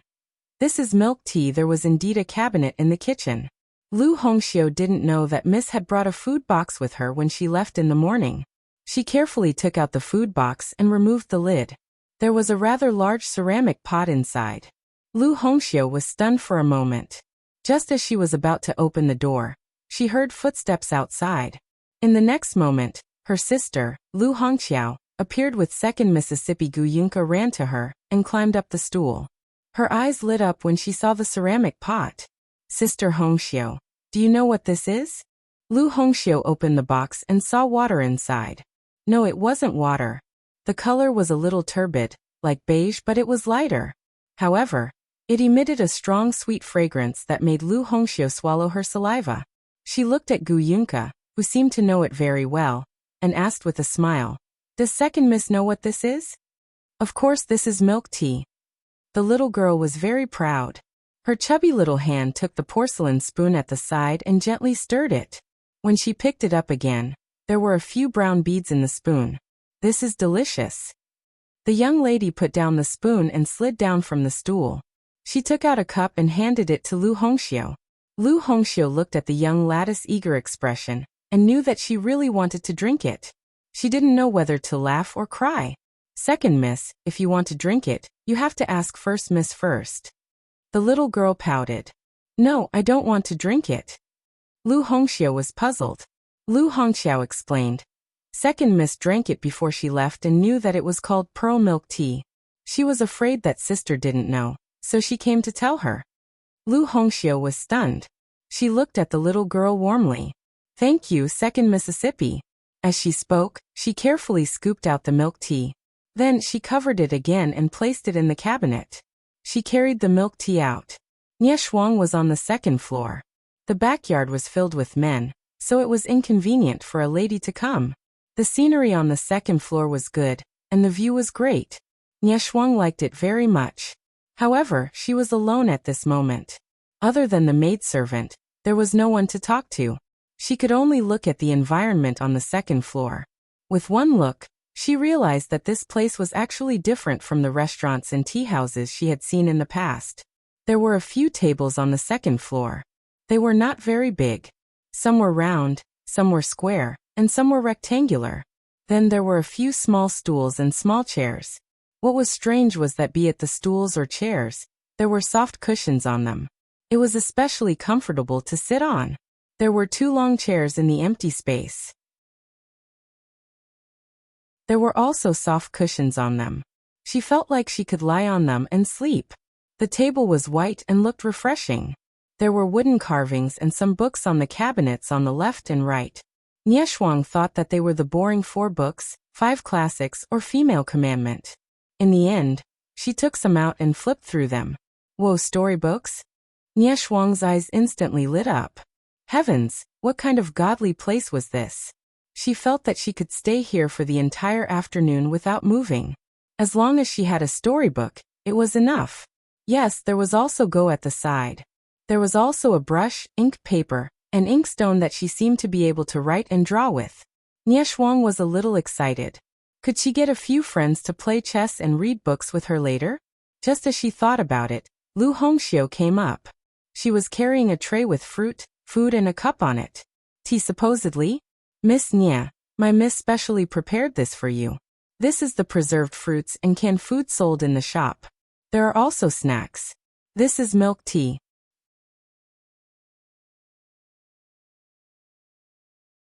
Chapter 672. Very agile. As soon as she finished speaking, A small head appeared behind her and added, "Pearl milk tea." Shuang was stunned. Before she could understand what the milk tea was, she was distracted by Gu Yunka. Looking at the tender little girl, her eyes lit up. "Your little Yunka?" "Yeah." Shuang immediately stretched out her hand. "So cute. Come over and let me hug you." She was a little like Aunt Ke. She could not resist children. Especially since Aunt Ke and Nyetsong had mentioned Gu Yunshu and Gu Yunka to her. She had wanted to meet them for a long time. Now that she saw her, the girl was even cuter than she had imagined. She immediately felt her heart melt. Little Yunka giggled and came out from behind Lu Hongxiu. She was immediately carried into Shuang's arms. "Your family shop is opening today. Why are you here? There are so many people coming and going. What if they bump into you?" The little girl shook her head. "Don't be afraid. I'm very agile. They can't hit me." Agile. Shuang looked her up and down. The little girl was only 4 years old. She was chubby and her legs were short. She really could not see how she was agile. Lu Hongxiu put down her things and left. Only then did Shuang see Lu Hongxiu standing at the back.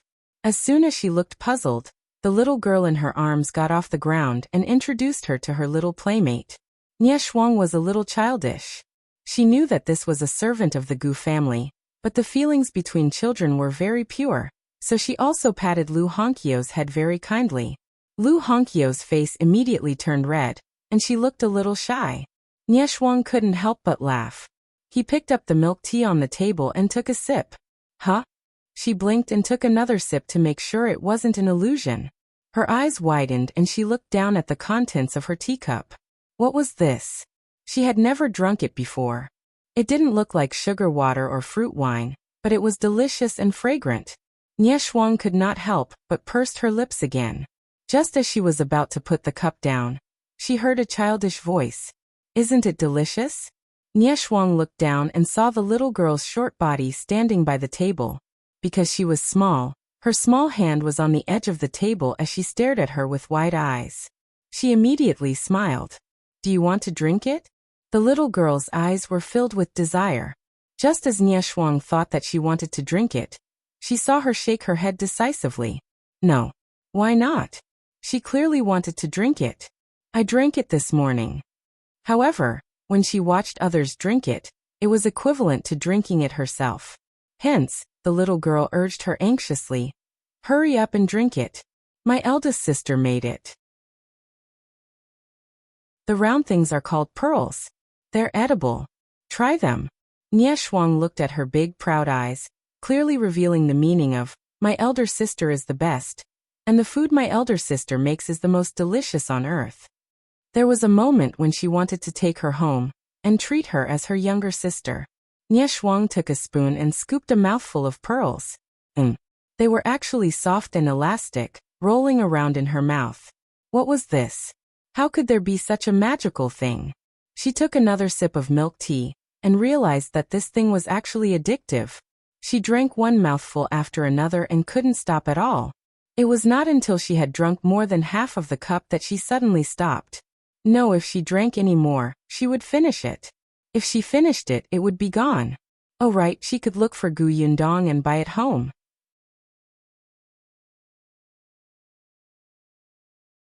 Chapter 673. Beaten up again. Shuang controlled her eyes from glancing at the milk tea. Then, she said to the young lady who was looking at her eagerly, waiting for her to praise the milk tea, "Kiki, wait for me here first.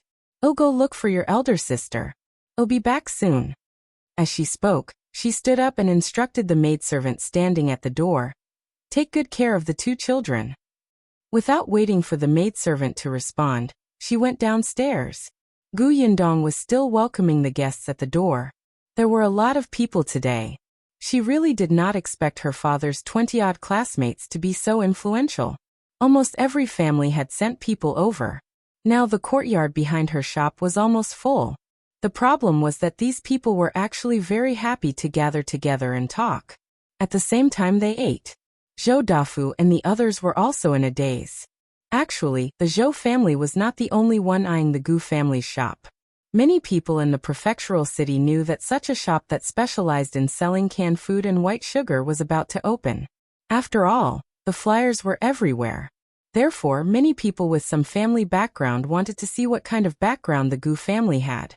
If she didn't have any background, they could pressure her to hand over the recipe for the canned food. If she had some backing but wasn't very powerful, they could cooperate and let her supply the goods. It would be a win-win situation for everyone. However, from the looks of it, the Gu family clearly had the confidence to open a shop in the prefectural city and sell rare things like canned food and white sugar. Not to mention that the young master of Jinxiu restaurant had gone in. Even the young lady of the Nie family had come later. There was no doubt about the Nie family's status in the entire prefectural city.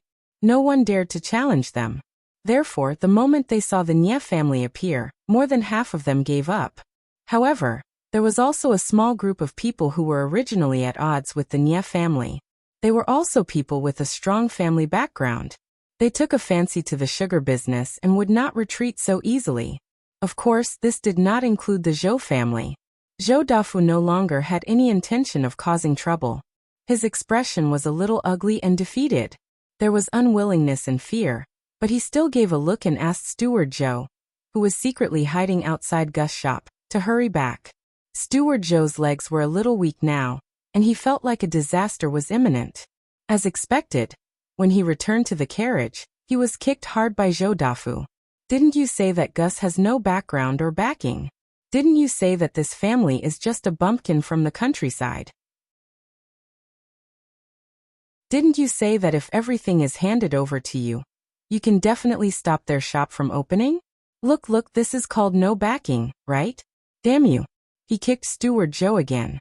Fortunately, I was careful and didn't let those local hooligans find trouble immediately. Otherwise, I would be the one dead now. You useless thing. Why aren't you calling those people back? Yes, old master. Steward Zhou was angry but did not dare to say anything. He could only lower his head and quickly agree. Unexpectedly, just as he turned around to leave, he saw another carriage parked at the entrance of the Gu family's shop. Steward Zhou's pupils constricted when he saw the sign on the carriage. Ignoring the fact that Zhou Dafu was angry, he hurriedly called out, "Master, look. What are you looking at? What else is there to see? Let me tell you." As he spoke, he followed Steward Zhou's finger and looked over. In the next moment, his voice seemed to be blocked and he could not say a word.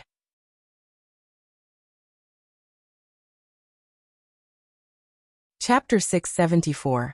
Madame Dai is here. It wasn't just Zhou Dafu and the others. The surrounding people who were watching the commotion, and even those who were secretly thinking about it, were all shocked when they recognized the symbol of the carriage. Their eyes widened. The carriage stopped at the entrance of Gus. Before Gu Yundong could look at the symbol, she was distracted by a person sitting in front of the carriage. She had seen this person before. Wasn't this the soldier who provided her with clues when she planned to earn money by drawing images after fleeing to the Shuang prefecture? Gu Yundong still remembered his words.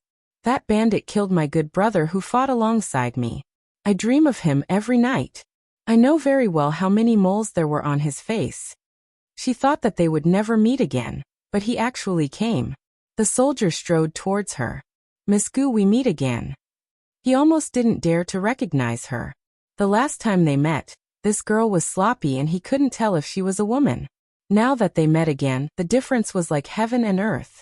She was graceful and beautiful, making people's eyes light up. However, he did not stare at her. Soon he lowered his voice and said softly, "Lady Gu, Madame Dai and young Master Dai are here." Dai? Gu Yundong's pupils constricted. She exchanged glances with Xiao Qingyuan, who had heard the commotion and walked over. If she remembered correctly, the prefecture magistrate of Shuang prefecture was surnamed Dai. Seeing that she understood, the soldier nodded slightly. Gu Yundong found it strange. This person seemed to be a soldier. How did he become a subordinate of the prefecture magistrate? This thought flashed across her mind. Gu Yundong quickly walked to the front of the carriage and saw a man in his 20s getting out of the carriage. He turned around and helped an elegant woman down. Gu Yundong immediately put on a smile and welcomed her. "Madame Dai, welcome. I didn't expect you to come." Please forgive me for not welcoming you from afar. Madame Dai had a gentle personality. When she saw Gu Yundong, she smiled. Boss Gu, you're too polite.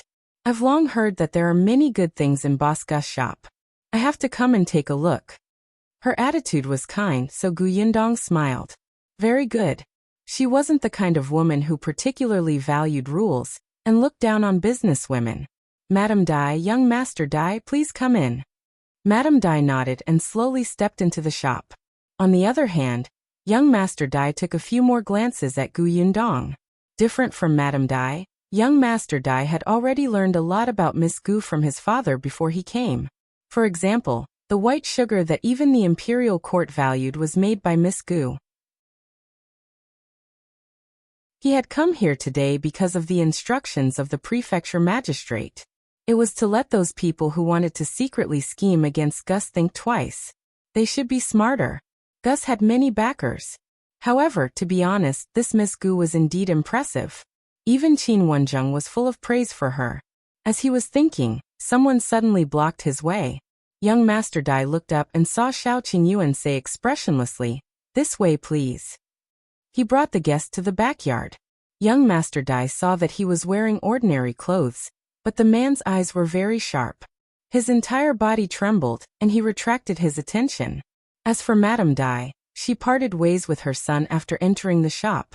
Madame Dai's status was different. Gu Yundong had personally received her, so she instructed Zheng Gang to be careful and led Madame Dai upstairs.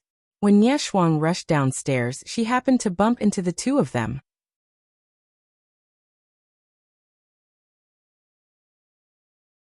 Chapter 674. Madame Dai is here. It wasn't just Zhou Dafu and the others. The surrounding people who were watching the commotion, and even those who were secretly thinking about it, were all shocked when they recognized the symbol of the carriage. Their eyes widened. The carriage stopped at the entrance of Gus. Before Gu Yundong could look at the symbol, she was distracted by a person sitting in front of the carriage. She had seen this person before. Wasn't this the soldier who provided her with clues when she planned to earn money by drawing images after fleeing to the Shuang prefecture? Gu Yundong still remembered his words. That bandit killed my good brother who fought alongside me. I dream of him every night. I know very well how many moles there were on his face. She thought that they would never meet again, but he actually came. The soldier strode towards her. Miss Gu, we meet again. He almost didn't dare to recognize her. The last time they met, this girl was sloppy and he couldn't tell if she was a woman. Now that they met again, the difference was like heaven and earth. She was graceful and beautiful, making people's eyes light up. However, he did not stare at her. Soon he lowered his voice and said softly, Lady Gu, Madame Dai and young Master Dai are here. Dai? Gu Yundong's pupils constricted. She exchanged glances with Xiao Qingyuan, who had heard the commotion and walked over. If she remembered correctly, the prefecture magistrate of Shuang prefecture was surnamed Dai. Seeing that she understood, the soldier nodded slightly. Gu Yundong found it strange. This person seemed to be a soldier. How did he become a subordinate of the prefecture magistrate? This thought flashed across her mind. Gu Yundong quickly walked to the front of the carriage and saw a man in his 20s getting out of the carriage. He turned around and helped an elegant woman down. Gu Yundong immediately put on a smile and welcomed her. Madame Dai, welcome, welcome. I didn't expect you to come. Please forgive me for not welcoming you from afar. Madame Dai had a gentle personality. When she saw Gu Yundong, she smiled. Boss Gu, you're too polite. I've long heard that there are many good things in Boss Gu's shop. I have to come and take a look. Her attitude was kind, so Gu Yundong smiled. Very good. She wasn't the kind of woman who particularly valued rules and looked down on businesswomen. Madame Dai, young Master Dai, please come in. Madame Dai nodded and slowly stepped into the shop. On the other hand, young Master Dai took a few more glances at Gu Yundong. Different from Madame Dai, young Master Dai had already learned a lot about Miss Gu from his father before he came. For example, the white sugar that even the imperial court valued was made by Miss Gu. He had come here today because of the instructions of the prefecture magistrate. It was to let those people who wanted to secretly scheme against Gus think twice. They should be smarter. Gus had many backers. However, to be honest, this Miss Gu was indeed impressive. Even Qin Wenzheng was full of praise for her. As he was thinking, someone suddenly blocked his way. Young Master Dai looked up and saw Xiao Qingyuan say expressionlessly, "This way, please." He brought the guest to the backyard. Young Master Dai saw that he was wearing ordinary clothes, but the man's eyes were very sharp. His entire body trembled, and he retracted his attention. As for Madame Dai, she parted ways with her son after entering the shop. Madame Dai's status was different. Gu Yundong had personally received her, so she instructed Zheng Gang to be careful and led Madame Dai upstairs. When Shuang rushed downstairs, she happened to bump into the two of them. If you find any errors, ads pop up, ads redirect, broken links, non-standard content, etc., please let us know. Report so we can fix it as soon as possible.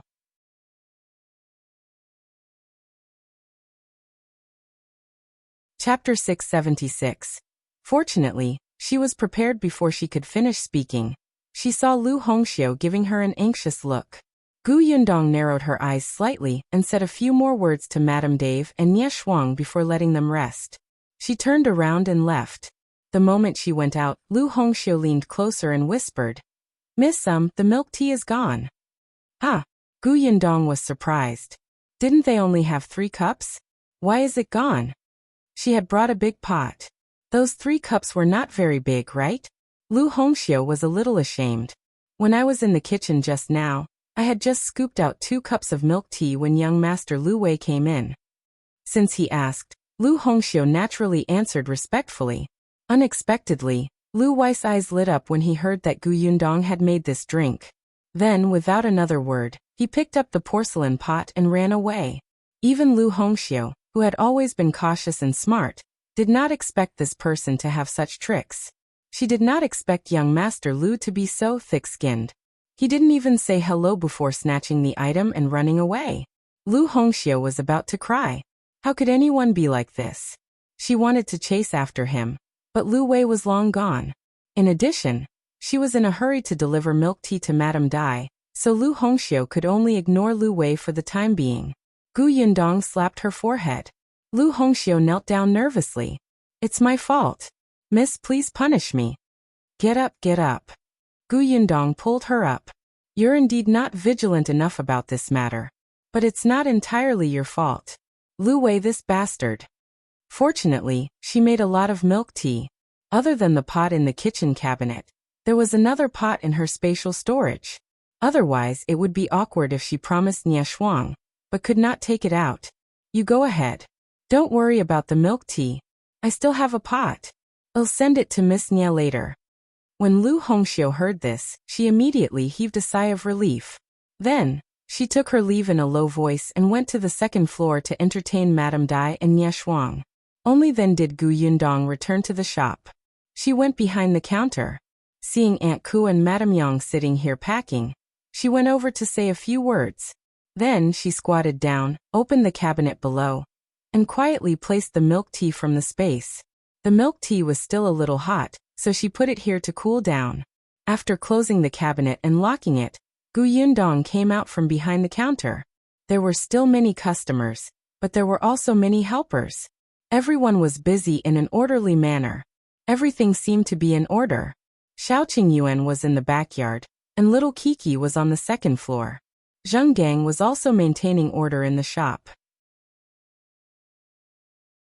Gu Yundong was slightly free, so she shifted her gaze to the door.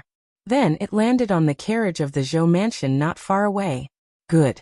They hadn't had a chance to leave yet, so don't blame her for being rude. Gu Yundong tidied her clothes slightly and smiled. She strode towards the carriage opposite. Zhou Dafa's heart turned cold when he saw the Dai family's carriage. He knew that he could not afford to offend Gus. In fact, if he met them in the future, he would have to avoid them and treat them well. Zhou Dafu was no longer in the mood to cause trouble.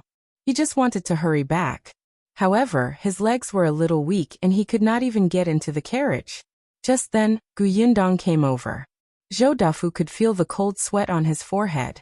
If you find any errors, ads pop up, ads redirect, broken links, non-standard content, etc., Please let us know report so we can fix it as soon as possible.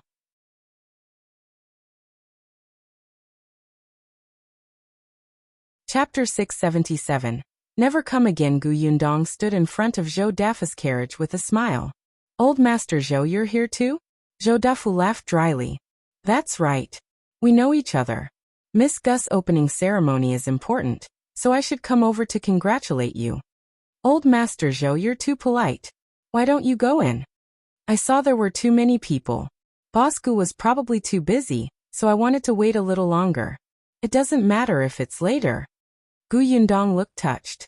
Old Master Zhou is really understanding. I didn't expect you to be so considerate of me even though we barely knew each other. Coincidentally, I'm free now. Old Master Zhou, let's go over together. But let's make it clear first. If you come. There's no need to give the gift boxes. You don't know, but so many people came today. Everyone gave me 2 big gift boxes. The storeroom in the backyard is filled. Zhou Dafu was speechless. Did he have gift boxes? He was here to cause trouble. Who would buy gift boxes? However, since he had come to congratulate others on their opening, it was indeed unreasonable not to offer any gift. He could only say as he walked, I really don't know what Boss Gu likes, so I didn't buy anything. We're all straightforward people, so I thought it would be more practical and convenient to give you money. Money? This Gu Yundong sighed. Old Master Zhou, you're too considerate. In that case, it's difficult to refuse your kindness. I'll reluctantly accept it. But let's agree that you won't give me too much. I saw that the gift box given by the Nie family was filled with 100-year-old ginseng, jade rui, and so on. I was panicking when I accepted it. Please don't give me so much money. Just a little something is fine. Old Master Zhou was speechless. Are you sure you're not being sarcastic? You told me what the Nie family gave you and asked me not to give you too much. Damn it, how could he give less? Zhou Dafu was furious and his expression was especially ugly. However, he still had to squeeze the fat on his face to maintain a smile when he saw that they were already at the door of Gus. Especially when facing Shuang, who was waiting to register his gift, he almost vomited blood. After a while, Zhou Dafu trembled as he took out a banknote of 1,000 taels of silver and handed it to Shuang. He smiled at Gu Yundong. It's just a small token of appreciation. Don't refuse it, Boss Gu. Gu Yundong sighed. Old Master Zhou is still so generous. How kind of you. As she spoke, she turned to Shuang and said, You have to register carefully. Don't miss anyone. Wrap 2 packets of dried fruits for Old Master Zhou later. Then she said to Zhou Dafu, Old Master Zhou, take a look around. My shop has just opened. I don't know what I might have done wrong. You have to give me some suggestions. Zhou Dafu had just handed over 1,000 taels of silver, and his heart was bleeding. How could he have the mood to look at the shop and raise any suggestions? He wanted to talk with the young master of the prefecture magistrate's family and the steward of the Nie residence, but Gu Yundong had no intention of bringing him to the backyard. Zhou Dafu was afraid that he would lose money if he stayed any longer, so he walked around randomly. After knowing that it was hopeless to get to know the Dai family and the Nie family, he simply bade farewell and left the Gu family shop. Gu Yundong stood at the door with a smile. Take care, Old Master Zhou. Please come again. Again? He would never come again, not even if he died. Zhou Dafu hurriedly returned to his carriage. Steward Zhou had also sent away the local hooligans and returned. The moment Zhou Dafu saw him, he was furious. He clenched his fists and punched him hard in the face. If you find any errors, ads pop up, ads redirect, broken links, non-standard content, etc., please let us know report so we can fix it as soon as possible.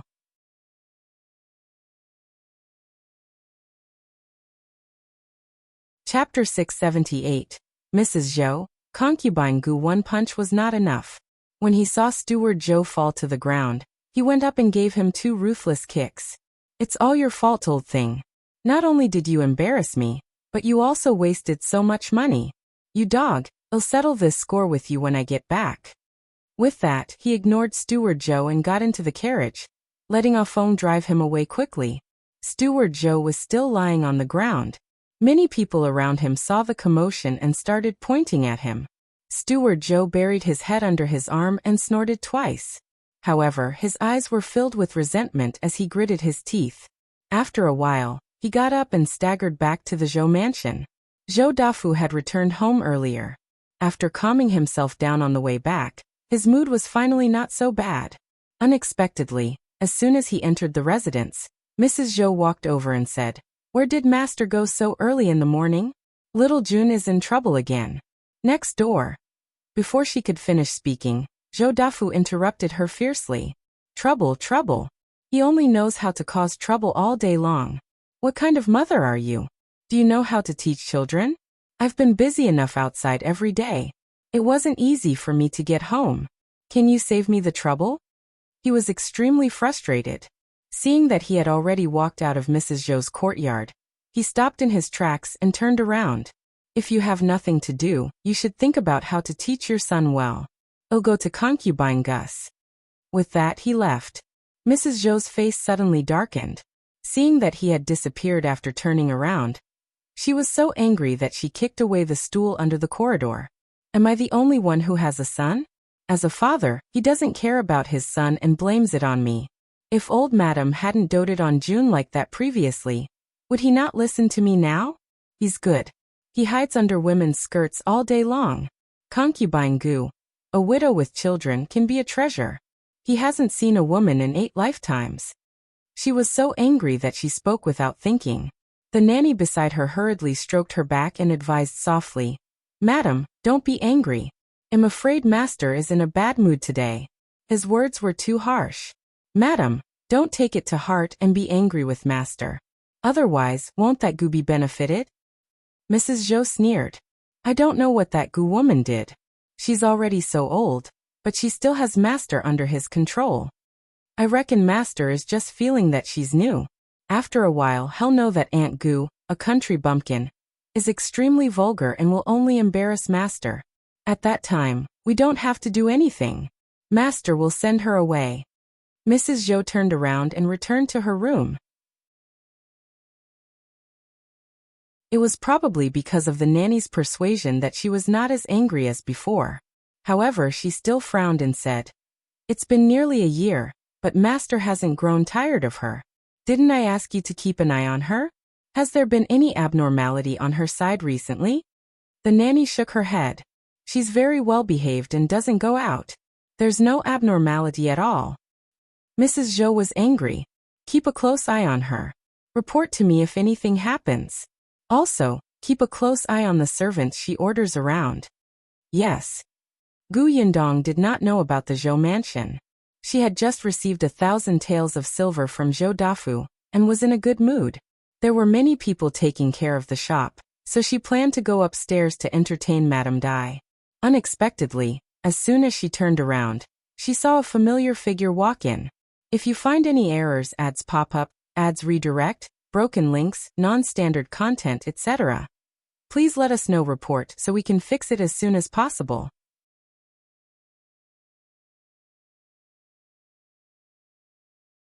Chapter 678. Mrs. Zhou, Concubine Gu. One punch was not enough. When he saw Steward Zhou fall to the ground, he went up and gave him 2 ruthless kicks. "It's all your fault, old thing. Not only did you embarrass me, but you also wasted so much money. You dog, I'll settle this score with you when I get back." With that, he ignored Steward Zhou and got into the carriage, letting Afeng drive him away quickly. Steward Zhou was still lying on the ground. Many people around him saw the commotion and started pointing at him. Steward Zhou buried his head under his arm and snorted twice. However, his eyes were filled with resentment as he gritted his teeth. After a while, he got up and staggered back to the Zhou mansion. Zhou Dafu had returned home earlier. After calming himself down on the way back, his mood was finally not so bad. Unexpectedly, as soon as he entered the residence, Mrs. Zhou walked over and said, "Where did Master go so early in the morning? Little June is in trouble again. Next door." Before she could finish speaking, Zhou Dafu interrupted her fiercely. "Trouble, trouble. He only knows how to cause trouble all day long. What kind of mother are you? Do you know how to teach children? I've been busy enough outside every day. It wasn't easy for me to get home. Can you save me the trouble? He was extremely frustrated. Seeing that he had already walked out of Mrs. Zhou's courtyard, he stopped in his tracks and turned around. If you have nothing to do, you should think about how to teach your son well. I'll go to Concubine Gus. With that he left. Mrs. Zhou's face suddenly darkened. Seeing that he had disappeared after turning around, she was so angry that she kicked away the stool under the corridor. Am I the only one who has a son? As a father, he doesn't care about his son and blames it on me. If old Madam hadn't doted on June like that previously, would he not listen to me now? He's good. He hides under women's skirts all day long. Concubine Gu, a widow with children, can be a treasure. He hasn't seen a woman in 8 lifetimes. She was so angry that she spoke without thinking. The nanny beside her hurriedly stroked her back and advised softly, Madam, don't be angry. I'm afraid Master is in a bad mood today. His words were too harsh. Madam, don't take it to heart and be angry with Master. Otherwise, won't that Gu be benefited? Mrs. Zhou sneered. I don't know what that Gu woman did. She's already so old, but she still has Master under his control. I reckon Master is just feeling that she's new. After a while he'll know that Aunt Gu, a country bumpkin, is extremely vulgar and will only embarrass Master. At that time, we don't have to do anything. Master will send her away. Mrs. Zhou turned around and returned to her room. It was probably because of the nanny's persuasion that she was not as angry as before. However, she still frowned and said, It's been nearly a year, but Master hasn't grown tired of her. Didn't I ask you to keep an eye on her? Has there been any abnormality on her side recently? The nanny shook her head. She's very well behaved and doesn't go out. There's no abnormality at all. Mrs. Zhou was angry. Keep a close eye on her. Report to me if anything happens. Also, keep a close eye on the servants she orders around. Yes. Gu Yundong did not know about the Zhou mansion. She had just received 1,000 taels of silver from Zhou Dafu, and was in a good mood. There were many people taking care of the shop, so she planned to go upstairs to entertain Madame Dai. Unexpectedly, as soon as she turned around, she saw a familiar figure walk in. If you find any errors, ads pop up, ads redirect, broken links, non-standard content, etc., please let us know. Report so we can fix it as soon as possible.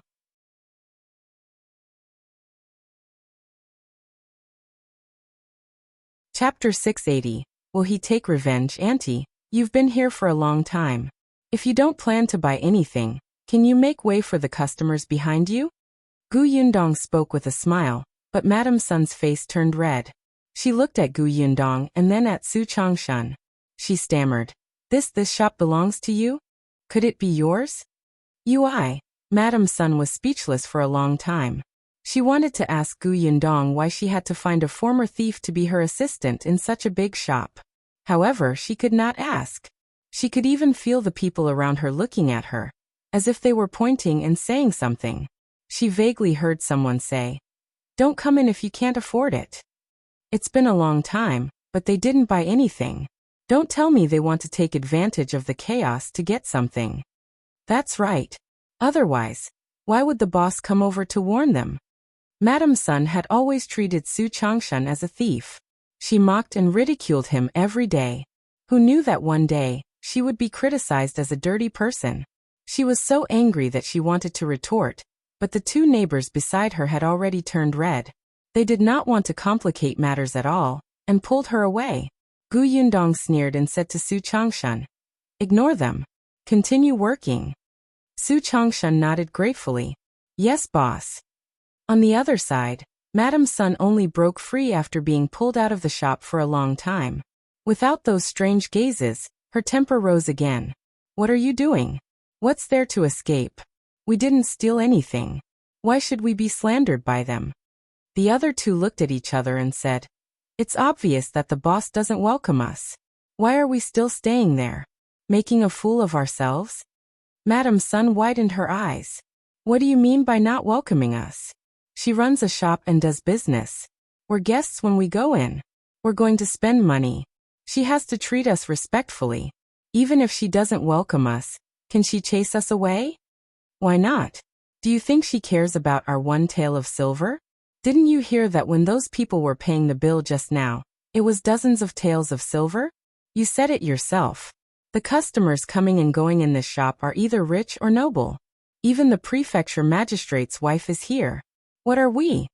Madame Sun was a little indignant at first, but when she heard the words prefecture magistrate's wife, she suddenly reacted and her face turned pale. She didn't dare to say anything else. If she had made a scene in the shop just now, she would have been the one to suffer. Madame Sun started to feel uneasy and walked home in a daze. On the other hand, the other two people said softly, I didn't expect the boss to really not mind the kid from the Su family's bad reputation and arrange for him to work in such a big shop. Do you think Su Changshan will become rich in the future? The customers of this shop will all be nobles in the future. The people he knows in the future will be amazing. We didn't seem to treat the Su family well in the past. As the two of them spoke, they could not help but take another look at Madame Sunday. The one who treated the Su family the worst was Madame Sun, who was the Su family's neighbor. In the past, she had sabotaged Su Changshan's job several times and badmouthed the Su family everywhere. In the future, if the Su family wanted to take revenge, the Sun family would be the first to suffer. When the two of them thought of this, they subconsciously kept a distance from Madame Sunday. If you find any errors, ads pop up, ads redirect, broken links, non-standard content, etc., please let us know. Report so we can fix it as soon as possible.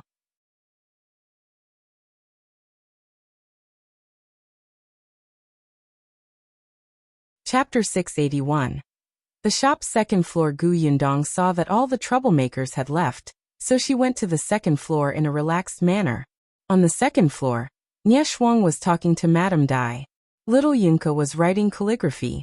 Madame Dai liked her very much and would guide her from time to time. Gu Yundong raised her eyebrows. It was very rare to receive guidance from the prefecture magistrate's wife. Her footsteps could not help but lighten. Shuang was the first to see her and quickly waved her hand. Are you done? What were you talking about? Gu Yundong walked to the chair opposite them and sat down. Little Yunka looked up and saw that it was her elder sister. She immediately smiled and continued to write. However, Shuang said excitedly, Auntie and I were talking about your house. Sister Yundong, can I come here often in the future? I think the decorations here are especially exquisite. And this chair is comfortable and beautiful. There are books here, and there's such delicious milk tea. I'll call my good friends over. We can also play chess and write. It's much better than staying at home. Don't worry, we want eat and drink for free. Gu Yundong smiled. The second floor was indeed not bad. When she was renovating, she saw that the spatial storage was quite big, so Zheng Gang suggested that they also put goods on the second floor. Gu Yundong thought about it and refused. The floor below was already big enough. Her goods were displayed on the first floor. If the guests wanted more, they could take the goods from the storeroom in the backyard. The second floor could be used to entertain guests. Some people with extraordinary statuses could be invited to the second floor for a meeting if they wanted to buy a lot of things. Therefore, the second floor was equivalent to an office. There was also a small cubicle at the back with a bed inside that could be used to rest. There were a few more tables and chairs today for the ladies because the shop had just opened. However, looking at it like this, it was indeed like a modern cafe. The environment was very quiet and comfortable. Wasn't the meaning in Shuang's words that she was bringing her little sisters to the cafe for afternoon tea? However, Gu Yundong did not intend to treat this place as a cafe. After all, it was inconvenient. If you want to bring your friends over, you'll naturally welcome them. However, the shop is downstairs. Not only is it noisy, but what if someone doesn't know etiquette and comes up to offend you? The stairs to the second floor were in the shop. If the shop assistant was too busy and did not notice, it was possible for anyone to run up. Moreover, if the second floor became a cafe, she would not have an office.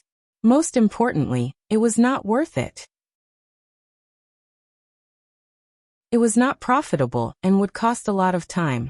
Madame Dai, who was at the side, also considered this. Shuang, don't cause trouble. Which of your friends isn't a young lady from a rich family? They have a lot of people serving them when they go out. Yundong's shop isn't even big enough for them to stand in. When the time comes, no one will dare to enter the shop downstairs, and it will affect her business. Shuang thought about it and agreed. She was a little dejected and sighed. But it's too boring to stay at home all day. Yundong thought for a moment and smiled. Perhaps you can open a tea house like this yourself? Shuang was stunned. Open it herself?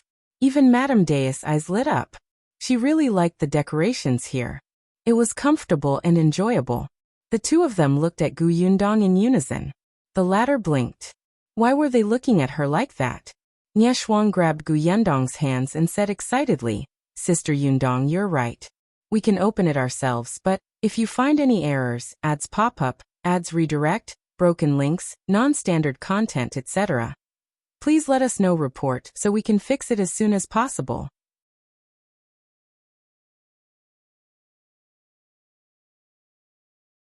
Chapter 682. Cooperation to open a shop again, but what? Yundong had a bad feeling. Shuang chuckled. But even if we open a tea house like this, we can only prepare some ordinary tea and snacks.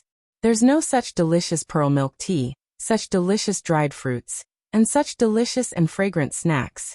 What's the difference between that and an ordinary tea house? It won't attract customers at all. Yundong moved back. So you want me to supply you? No, what's the point of supplying? Shuang moved closer to her.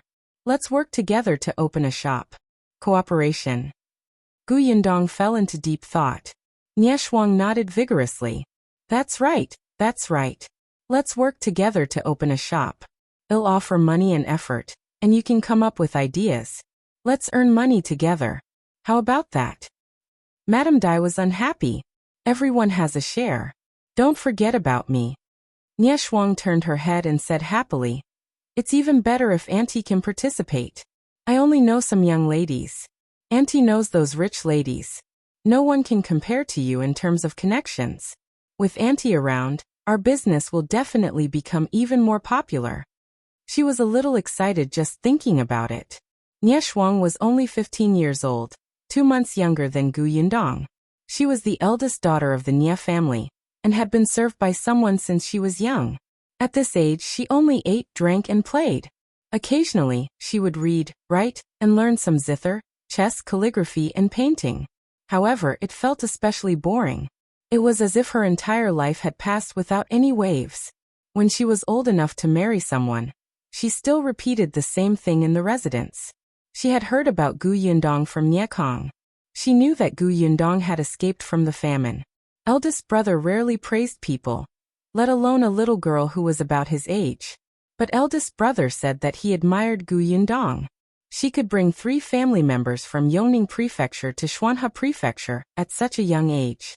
Not only was she safe, but she also ensured that her family was unharmed. Even an adult man could not do that. At the very least, Song could not guarantee that he could do this. At that time, Shuang really wanted to see Yundong. Later on, Yundong actually sent New Year's goods over, and they were white sugar that made her father's eyes light up. Shuang did not dare to imagine that a little girl who was a penniless refugee a few months ago would actually have such achievements in such a short period of time. She admired Yundong, especially. She heard from Aunt Ku that Yundong had come to the prefectural city to open a shop. Before Aunt Ku could explain her intentions, she insisted on coming over to take a look. Then she saw such a huge shop. Therefore, Shuang's heart began to stir. However, Yundong resisted the urge to roll her eyes. No, the two of you were so excited, but you didn't seem to have asked for my opinion. Shuang finally realized that she was too quiet. She quickly calmed down and asked nervously, Sister Yundong, are you unwilling? Madame Dai also said, We know that you've just opened a shop and are very busy. If you want to cooperate, you don't have to worry about anything else. We're here. You just have to tell us what we need to do. That's right, that's right. Well, look for the shop. Well, pay the silver. You just have to use your mouth. Madame Dai said, There's no need to specially look for the shop. I happen to have a shop there. The location is not bad and the environment is good. Coincidentally, It was vacated some time ago. Recently, I've been thinking about what business to do. Really? That's great. The right time, the right place, and the right people. It's the will of the heavens. Gu Yundong was speechless. If you find any errors, ads pop up, ads redirect, broken links, non-standard content, etc., please let us know. Report so we can fix it as soon as possible.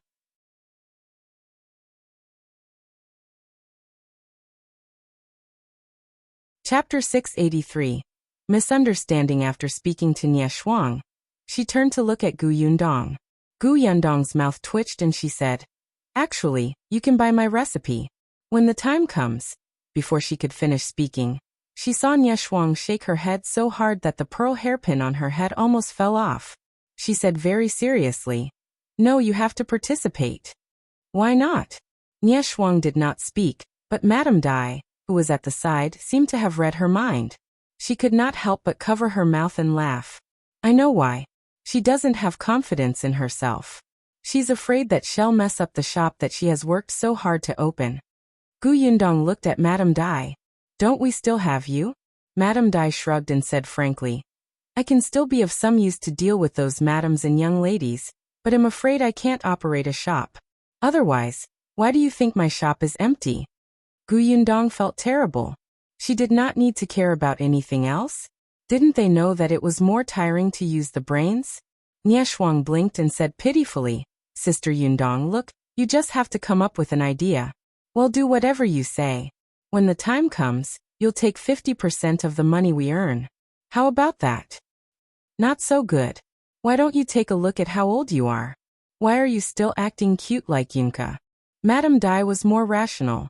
She analyzed the situation from the point of view. "Yundong, actually this won't do you any harm. Your business will only grow in the future, and you'll get to know more and more people. When the time comes, the customers in our shop we're cooperating to run will all be your connections." It did make sense. If she opened an elegant and comfortable tea house, with the recommendation of Madame Dai and eldest Miss Nye, the people who went would be some women of high status. The prefecture magistrate was working for the emperor, and the Nye family had a close relationship with Aunt Ke. Speaking of which, Gu Yundong was the one who had taken advantage of them. Madame Dai and Shuang looked at each other.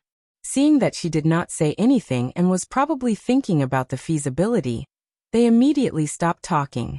Since they were doing business, she had to know the pros and cons. Actually, when Madame Dai saw how cautious she was, she heaved a sigh of relief. If she was like Shuang, whose eyes lit up the moment an idea popped up, she would not be at ease. After a long time, Gu Yundong heaved a sigh of relief. She met their eyes and said, "All right, let's cooperate. But we still need to discuss the division of the profits." "All right, you'll take 60%. Gu Yundong. "No, wait. You've misunderstood me." She rubbed her forehead. "I'm saying that 50% is too much. You said it yourself. You'll be responsible for the shop, the silver, and the hard work. It's also your job to attract customers. I'm just giving an idea. It's not appropriate for me to take so much." Yes. Even Dai nodded. "If you don't participate, we won't dare to open the shop even if we pay." However, Gu Yundong insisted on refusing. It might not be a problem in the early stages, but what about later? When the business became big and there was a conflict, her shares would be the primary problem. Moreover, there was no problem with Madame Dai and Shuang now, but what would their families think if they knew? Besides, among the three of them, she was the weakest. Therefore, from the beginning, she should make it clear about the problem of the shares, so that they would not fall out over such things in the future. If you find any errors, ads pop up, ads redirect, broken links, non-standard content, etc., please let us know. Report so we can fix it as soon as possible.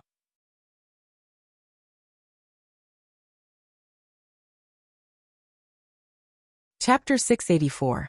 Promoting the villagers. Seeing that she was determined, Madame Dai and Shuang had no choice but to take a step back. Since the three of them were cooperating, it was naturally best to distribute them equally. However, it was not easy to divide, so Madame Dai, who had offered the shop, took up 40%. Gu Yundong and Shuang each took 30%. Madame Dai did not agree. In the end, it was Gu Yundong who said that if anyone caused trouble in the shop in the future, only Madame Dai's identity could suppress it. Therefore, taking 40% meant that she was the most responsible. Madame Dai did not say anything, but she looked at Gu Yundong with admiration. This girl was so young, but she was very mature. No wonder she could go from a penniless refugee to her current achievements in such a short period of time. At this moment, she was especially confident that the shop that was about to open would definitely be popular. Since the decision was made, they had to discuss the details. However, Gu Yundong had just opened his shop today and was very busy. She did not have time to discuss it. Therefore, she could only make an appointment tomorrow. The Gus has just opened. I still have to come and keep an eye on it for at least the first 3 days. Where is Madame's shop? Let's go over tomorrow morning and discuss how to repair and decorate it.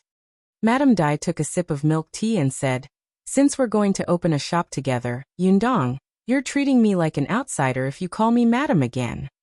Gu Yundong laughed. Then it'll be like Shuang and call you Auntie? That's good. Madame Dai was satisfied and said, alright, there's no hurry to open a new shop. Naturally, we have to wait for you to finish your business first. I'll get someone to clean up that shop first. It's a mess inside. Let's go over the day after tomorrow. Sure. Gu Yundong nodded. She suddenly thought of Feng Danning, who was still in the prefectural city, and asked, I wonder if Auntie has any familiar carpenters? There were definitely some. And those carpenters who could catch Madame Dai's eye were all capable and serious. However, Madame Dai looked at the house in front of her, and thought of the counters and shelves under the house. They were really different from what she had seen in the past. She immediately understood. I'm not familiar with wood carpenters. I have to go back and ask our steward. However, I see that this house is well repaired. I wonder which master did the job. If it's possible. Shuang nodded at the side. Yes, I also think that these tables and chairs are well done. Then master's carpentry skills are good. Let's hire him. Gu Yundong nodded. To tell you the truth, the carpentry work here was done by a master from my village.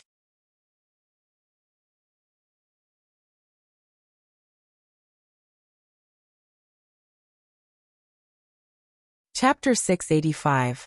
Lu Wei causing trouble. The three of them were stunned for a moment. They looked at each other, and hurriedly went downstairs. The voice came from the backyard. After the loud shout, there were waves of cheers. The three of them didn't understand. It wasn't until they stood at the entrance of the backyard that they realized that Xiao Qingyuan and young Master Dai were fighting. Not only did the others not stop the fight, they even applauded as if they were watching a show. Gu Yundong frowned. She turned around and saw Lu Wei standing not far away. She hurried forward and asked, what happened? Lu Wei was holding a large cup in his hand. The cup contained the pearl milk tea that he had snatched from Lu Hongxiu. He was drinking it happily. Hearing Gu Yundong's question, he did not turn around. He just waved his hand and said, it's all right, it's all right. It's just a spar. Hearing that it was a spar, Madame Dai, who came over later, heaved a sigh of relief. It would be too unreasonable to fight at someone else's shop on their opening day. Gu Yundong could tell that the two of them were not really enemies. She was just curious. Why are these two sparring all of a sudden? Speaking of this, Lu Wei became a little complacent. I heard that young Master Dai's martial arts are powerful, so I was quite unconvinced. I said that Brother Xiao could fight a tiger with his bare hands, and let the two of them compete. Hee, so they're sparring. Gu Yundong felt the veins on her forehead twitch violently. So this bastard was the one who instigated the two of them to spar? The problem was that this troublemaker actually had the cheek to hold a cup of milk tea, and watch the commotion from the side, as if it had nothing to do with him. Gu Yundong was considering whether to steam him or braise him. Lu Wei watched with great interest and did not realize that the person beside him was Gu Yundong. However, he seemed to feel a resentful gaze coming from the other side, as if he had done something heinous. Lu Wei frowned slightly. He turned around and met Shuang's dissatisfied expression. Her gaze fell on the cup in his hand and finally fixed on the milk tea. Lu Wei was stunned and asked, what are you doing? He hid the cup to his side. Shuang pursed her lips and retracted her gaze.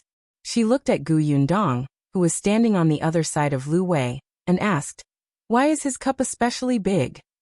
It seemed that one cup was as big as two of hers. Huh? Lu Wei finally remembered who the voice belonged to. What the F***ck? Without looking back, he ran away with the milk tea in his hand, as if a dog was chasing him. Gu Yundong was speechless. Why on earth had she become friends with such a person? Was it too late to regret it? Could they break off their friendship?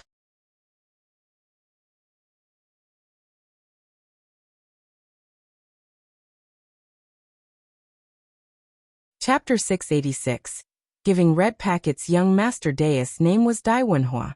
Although his aura was still unstable, he still looked like a graceful young master.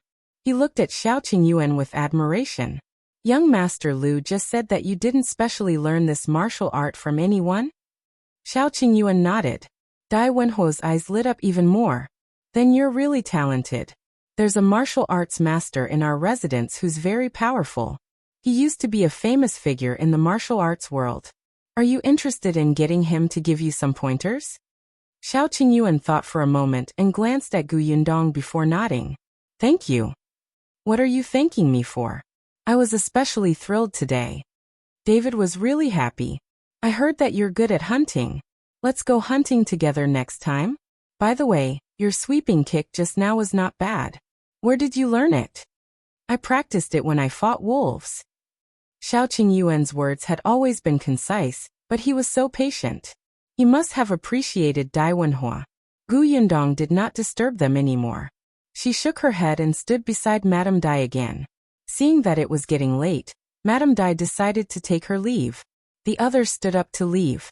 Gu Yundong had originally wanted to ask them to stay for lunch, but everyone was only here to congratulate them on her grand opening. Besides, they had actually eaten a lot this morning, and were a little full now. Hence, they left resolutely. Gu Yundong gave each of them canned white sugar as a return gift. As for those who wanted to buy something else, Gu Yundong asked someone to pack them up. In the end, she even brought back 2 pots of pearl milk tea for Madame Dai and Shuang. Only Dai Wenhua didn't leave. He was with Xiao Qingyuan, and the two of them chatted for a long time. Gu Yundong could occasionally hear them fighting. She couldn't tell that Dai Wenhua was actually a martial arts fanatic. On the first day of Gus' opening, business was booming. After closing at night, when everyone took the account books to settle the accounts, they realized that they had earned a total of 1,800 taels.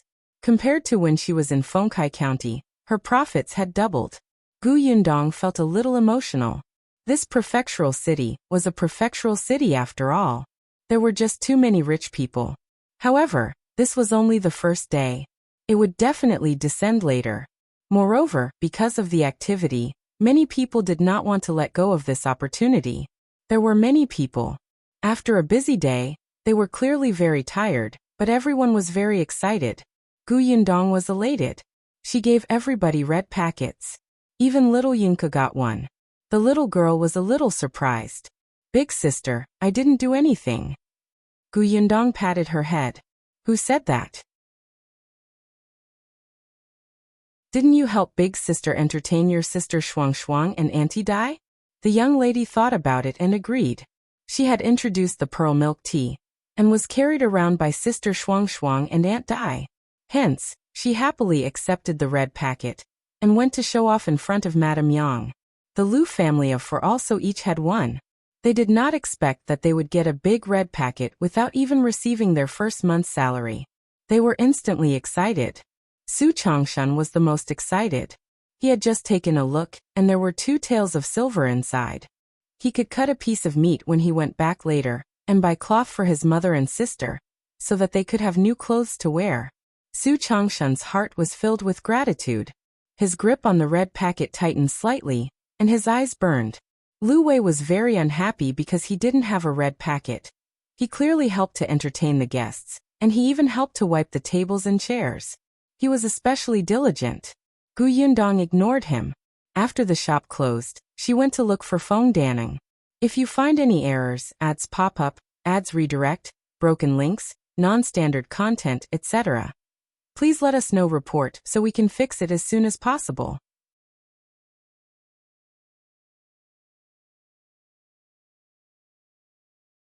Chapter 687. Quiet in the noise. Feng Danning was also in the backyard today. He heard many people say that the structure of the shop was refreshing. While he was happy, he was also a little disappointed, because although these people liked the place a lot, they didn't have any suitable jobs for him. However, this was also good. Business did not come easily. As long as everyone thought of him when they needed him in the future, it was enough. Unexpectedly, Yundong came looking for him at night. Uncle Feng, you might not be able to leave for the time being. There's a shop to be renovated in a few days, so we'll have to trouble you. Feng Danning was so excited that his eyes lit up. Not only him, but the two carpenters who followed him also asked anxiously, Yundong, are you serious? Where is it? It's on Mingan Road. I'm not sure how big the shop is. I'll go take a look in 2 days. Feng Danning nodded repeatedly. All right. Then we'll wait. When the construction should start, just tell us.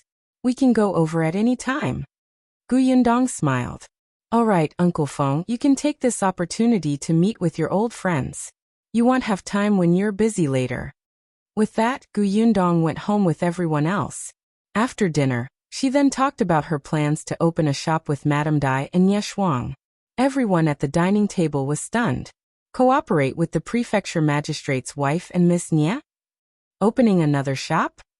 What's wrong? Yundong raised her eyebrows. Can't I? Sure. Xiaoqing Yuan supported her unconditionally, no matter what she said. Gu Dajiang nodded repeatedly. I don't know as much about business as you do, but won't you be too tired? It's okay. I can still handle it. The others didn't say anything after hearing this. Only Xiaoqing Yuan shook his hand slightly. His future wife was walking too quickly, so he had to work hard to keep up. In the next 2 days, Gus' business gradually stabilized. On the 3rd day, the shop on Mingan Road was tidied up. Madame Dai invited her and Shuang to take a look. The shop was quite big, even bigger than Gus. It was also a 2-story building and had a spacious backyard. After being cleaned up, without the obstruction of the shelves, it looked exceptionally empty. Madame Dai brought the two of them around and stood in the hall again. She asked with a smile, how is it? Not bad, right? It's not just good. It's very pleasing. Shuang was too satisfied. Yundong also nodded. The location is good. It's quiet in the midst of the commotion. It's very suitable for drinking tea, chatting, and reading books. The backyard is also big enough. We can also design a few isolated rooms. They can be divided into several areas. Madame Dai was a little proud when she heard that. Since the shop is fine, let's discuss how to renovate it. Yesterday, when she went back and told the prefecture magistrate about this, he still looked a little uncertain. Madame Dai couldn't wait to achieve results for him to see. Yundong took out a piece of paper and a charcoal pen from his sling bag. Yes, let's discuss it first. I'll draw all my opinions and see how the effect is. As they spoke, they moved to the courtyard. There were stone tables and stools there, just enough for them to rest. I'll go first. Shuang was very excited, and sat on the stone bench first. I like the long chair on Sister Yundong's 2nd floor. It's a little like a beautiful couch, but it's also a little different. It's very comfortable to sit on. As Yundong listened, she drew the structural design of the shop. She moved quickly, multitasking, but Shuang stopped talking. If you find any errors, ads pop up, ads redirect, broken links, non-standard content, etc., please let us know. Report so we can fix it as soon as possible.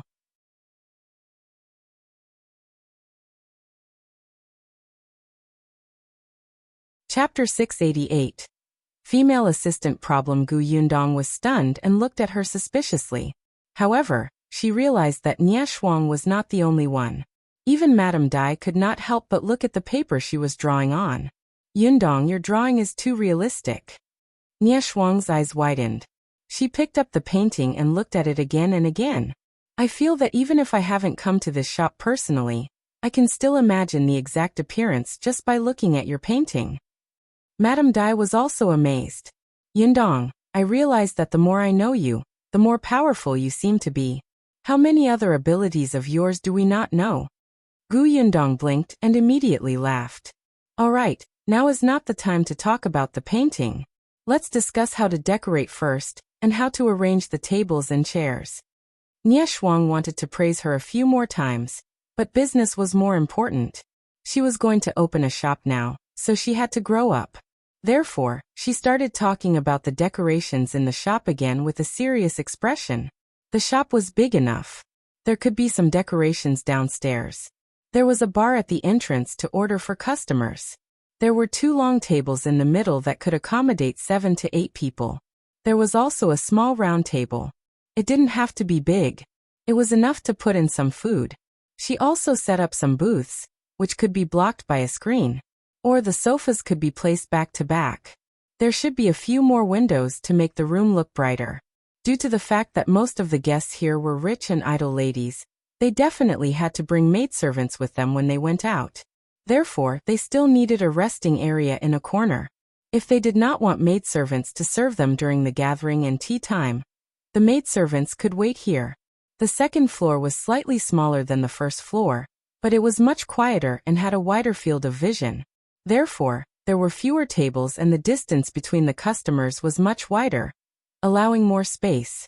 Moreover, there were books, chessboards, paintings, and everything on the second floor. They were all things that could temper one's emotions. There was also the backyard. There were a few rattan chairs in the courtyard, and some flowers had to be planted. Most importantly, Gu Yundong meant to flatten all the rooms in the backyard and rebuild them into small private rooms to give people privacy. The doors of the private rooms could be locked. The private rooms could also be decorated into various types, such as tatami rooms, women's boudoirs, and solemn studies. The more Lady Dai and Shuang spoke, the more excited they became. It was as if some wild ideas that they had wanted to achieve in the past but could not, had been implemented in this shop. Gu Yundong listened and recorded. In the end, after editing and deleting their opinions, she drew 3 unique designs. The more Madame Dai and Shuang looked at it, the more satisfied she was. Then, she continued to discuss what to buy in the shop. Pearl milk tea became the best thing that the 2 of them recommended. Of course, there were also all kinds of flower tea and fruit tea. There was even fruit wine with a low alcohol content. The food was pastries and snacks. Gu Yundong provided a few kinds of baked goods, as well as canned fruit shops and other things that she sold in her shop. If there was anyone who liked salty food, there was also dried rice crust, dried fish, potato chips, nuts, and so on. After picking and choosing, they left a few items and drafted the menu. Finally, the most important one was the female employee. Gu Yundong did not intend to get involved in this aspect. She believed that both Madame Dai and Shuang did not lack manpower. As long as the chef in charge of cooking in the kitchen was reliable, it would be easy to find female workers. However, Madame Dai and Shuang did not allow it, and insisted that Gu Yundong provide a candidate. Gu Yundong was in a dilemma.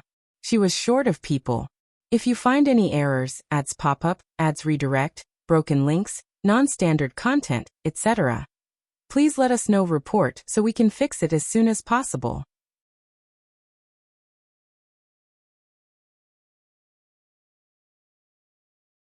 Chapter 689. She's engaged. Gu Yundong felt that she was always short of people. Every time she opened a new shop or bought a new house, she would have a headache. However, Madame Dai and Shuang were very insistent. Since it was a 3-person shop, Gu Yundong's candidate was naturally needed. Moreover, Gu Yundong was the backbone of the 3 of them. If she arranged for people to work here, she would understand the situation in the shop more directly. If anything was missing or there might be a problem, she could understand and adjust it immediately. It could not be better. Gu Yundong was speechless. Didn't they say that they would do everything? This was different from what they had agreed on. She felt like she had boarded a pirate ship. Shuang chuckled. Sister Yundong, this is what it means for the capable to do more work. Gu Yundong smiled insincerely. No, I'm incapable. Madame Dai was speechless. Although Gu Yundong had a headache, she still agreed to go back and consider the candidates carefully. Madame Dai had said that she had to hire at least 1 person. 1 person. On the way back, Gu Yundong leaned against the carriage wall and sighed. If it's just one Lan Huar will do. I just don't know if she's willing to come. Lan Huar was Zhuangzi's younger sister. She was doing some chores at home, and she was very smart and good-looking. She was quite suitable. Previously, when Gu Yundong's workshop was recruiting, Lan Huar did not come to apply for the job twice. She had inadvertently asked once and Lan Huar said that there was a lot of work at home. If she went to the workshop to work, her parents would be too busy. After all, the Sure couple still had to help her manage the 30 acres of orchard. But now that the Sure couple had found someone to help them work in the village, it was much easier. Furthermore, Zhuangzi would be coming to the prefectural city soon, so the siblings would accompany each other. Yes, I'll ask Lan Huar later. Tong Shuetao looked like she wanted to say something but hesitated. After a while she said softly, Miss, I'm afraid Lan Huar won't come. Oh, how did you know? Gu Yundong was a little surprised. Tong Shuetao said, a few days ago, my father delivered goods over. When we were chatting, he unintentionally mentioned that Lan Huar is getting engaged. She had interacted with Lan Huar a few times, and the two of them slowly became familiar with each other, so she asked about her. Huh? Gu Yundong was stunned. Engaged? With whom? It's Jiang Bao. Jiang Bao? Gu Yundong felt that this name was very familiar. Not long after, she suddenly remembered. It's him? The shop assistant from Brother Xiao's pharmacy? Gu Yundong had a deep impression of him. When the man first met her father, he was so indignant that he almost chased the two of them out with a broom when Gu Dajiang deliberately made things difficult for Xiao Qingyuan. Later on, when he found out her father's identity, his attitude changed 180 degrees. He flattered her father so much that even Gu Dajiang couldn't take it anymore and hurried out.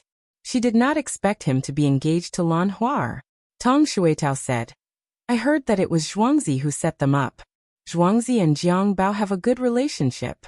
He seems to be a reliable person.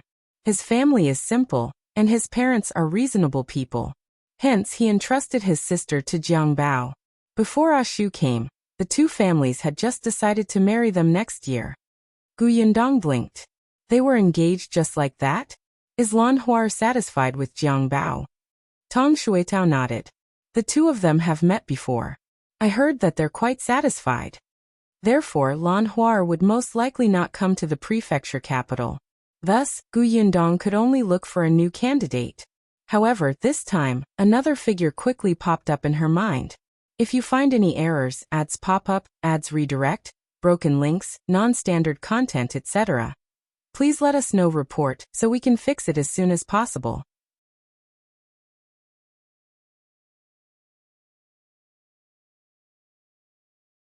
Chapter 690. Let Su Qing come. Thinking of her, Gu Yundong immediately asked Tong Shuetao to turn her horse around. Gu Yundong did not know many people, but there were a few who left a good impression on her. One of them was Su Changshan's sister, Su Qing. The first time they met, she was actually more satisfied with Su Qing's personality than she was with Su Changshan. It was just that the shop did not recruit female workers. Otherwise, it would be easier for Su Qing to attract customers with her straightforward personality. Moreover, Su Qing was not bad-looking either. She had a very likable appearance. Coincidentally, her way home was in the same direction as her way to the Su family. It was good to take this opportunity to ask Su Qing for her opinion. If the girl was unwilling, she could only find someone else. It was still early when Gu Yundong arrived at the Su residence. Su Changshan had yet to get off work and return home. The carriage stopped outside the alley as usual. She and Tong Shuetao walked in. It was unlike the last time she came. There were not many people at the entrance of the Su family's house. Even if the neighbors passed by his house, they seemed to have to avoid him. However, when she arrived at the Su family today, she could still see many people looking at the Su family's courtyard door. She did not know what they were looking at. When Gu Yundong came over, their gazes fell on her. Gu Yundong was already used to such gazes. She only asked Tong Shuetao to knock on the door. She stood outside the door and waited. With a glance, she saw Madame Sun again. When Madame Sun met her gaze, she immediately shrank her neck. She no longer had the arrogance and mockery Gu Yundong had seen the first time. She hurriedly entered her house, and only quietly opened the door a crack to look out. The corners of Gu Yundong's mouth twitched. Mother Su happened to hear the commotion, and came to open the door. When she saw her, she was stunned for a moment and quickly moved aside to invite her in. Why is Boss Gu here? She closed the door as she invited her in. After taking a few steps, she felt uneasy and asked, "Did something happen to Changshen?" Gu Yundong shook her head with a smile. "No, he's fine. I came here today for something else. Is Su Qing here? I'm looking for her." Yes, yes, yes. Mother Su quickly nodded and shouted, little Qing, come out quickly. Boss Gu is here. She's looking for you." Su Qing ran out of the kitchen in a hurry. She was surprised to see Gu Yundong. "Boss Gu is looking for me?" "Okay." Gu Yundong entered the central room, and did not beat around the bush. She told Su Qing that she wanted to open a new shop. Moreover, this shop specialized in entertaining ladies, so she needed a female shop assistant. She asked her if Su Qing wanted to try.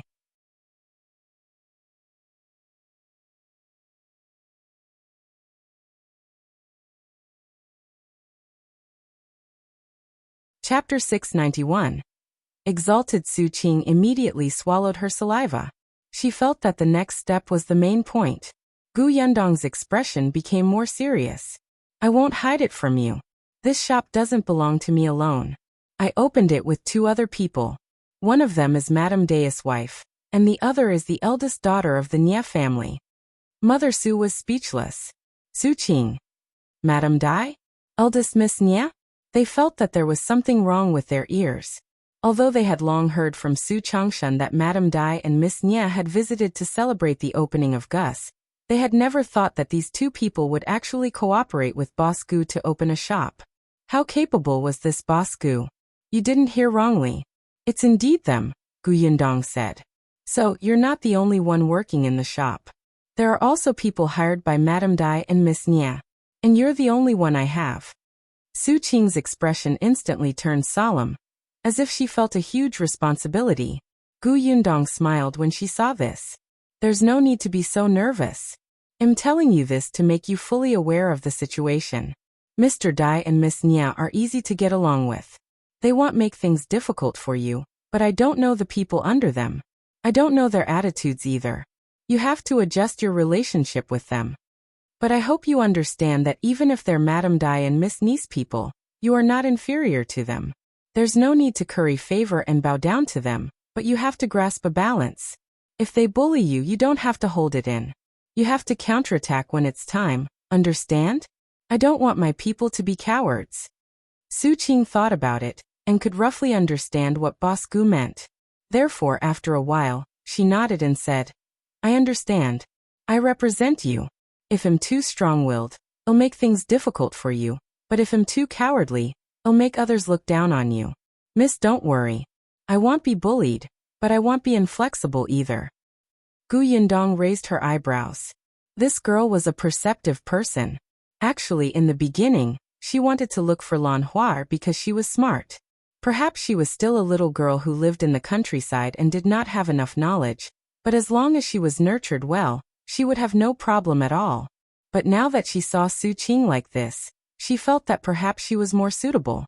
"Since you understand your situation, are you still willing to be this assistant?" Su Qing nodded vigorously. "I'm willing.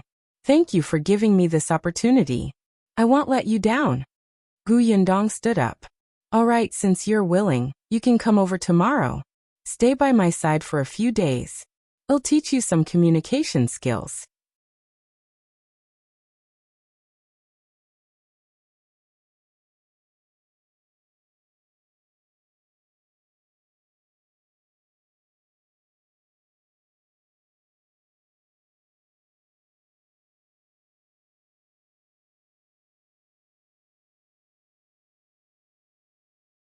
Chapter 693.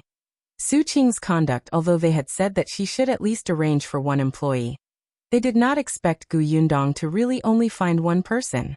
However, since things had come to this, the 2 of them could not say anything else. The group first entered the shop to discuss the renovations. Feng Danning and the other 2 walked 2 rounds inside. After looking at the blueprint that Gu Yundong had given them and the range that needed to be renovated, their 6 eyes could not help but flash with a scorching light. However, he still explained in advance, the entire backyard has to be rebuilt, so it might take a long time. That doesn't matter, Madame Dai said. The most important thing is to do the job well. I'd rather spend more time to do it meticulously. The room has to be sturdy, and the materials can't be perfunctory. Madam, don't worry. We will definitely do our best. Madame Dai believed in Gu Yundong's recommendation. Next, it was time to discuss the details. Gu Yundong and Feng Danning had worked together several times, so there were some things that he could understand without her having to explain in detail. He would even suggest some unreasonable points. Therefore, in just half a day, they had already decided on how to renovate this shop. During this period, Su Qing was the one who poured tea and handed over pens and paper. Gu Yundong did not tell her, but she was very self-aware. Not only did she do it in an orderly manner, but she was also exceptionally considerate. After observing her for a day, Gu Yundong was very satisfied. Shuang had a carefree personality and did not pay much attention to it. After all, she was the eldest daughter of the Nie residents and had a maidservant serving her all the time. She was already used to having someone take care of everything for her. However, Madame Dai could see it clearly. Hence, on the way back, she sat in the same carriage as Nie Shuang and could not help but say, although Yundong only found Su Qing, that girl can surpass others by several times. No wonder she can do business so well. Just in terms of hiring people, she makes others feel ashamed. Nie Shuang was at a loss. Seeing this, Madame Dai couldn't help but poke her head. After a while, she told her about Su Qing's performance in the shop today. Nie Shuang was suddenly enlightened. I see.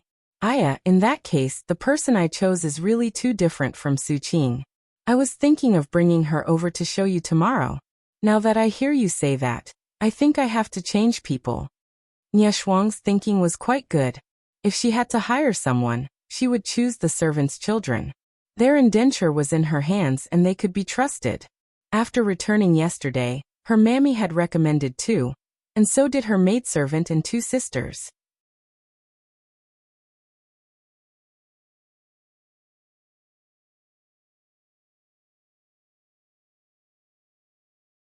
Chapter 694. Departure. News. The shopkeeper was different from the shop assistant. She had to be knowledgeable and capable.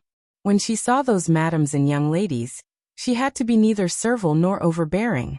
In this huge prefectural city, madam and madam had conflicts. Young miss and young miss disliked each other a lot. If they happened to meet in the shop, as the shopkeeper, she had to at least have the ability to mediate.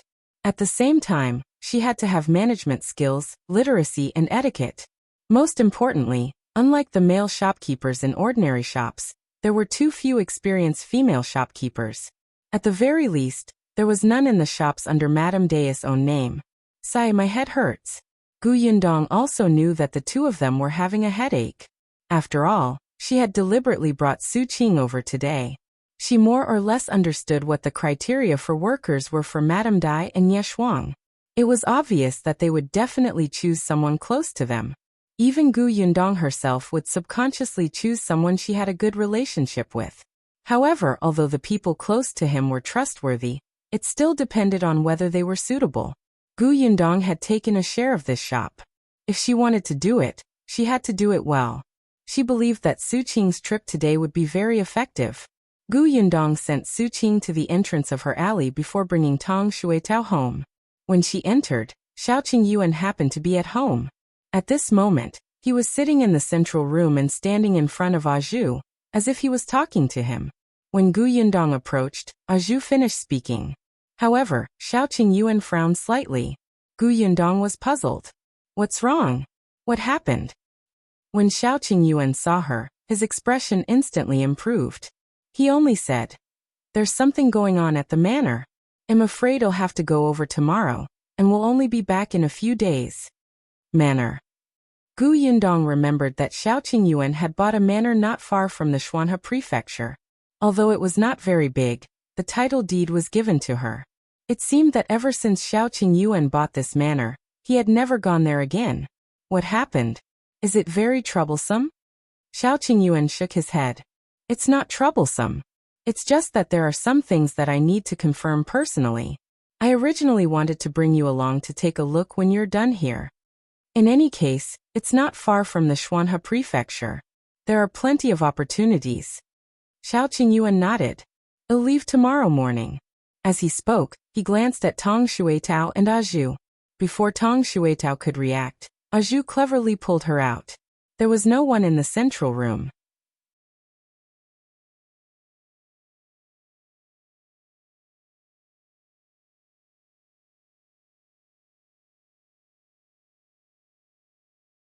Chapter 695.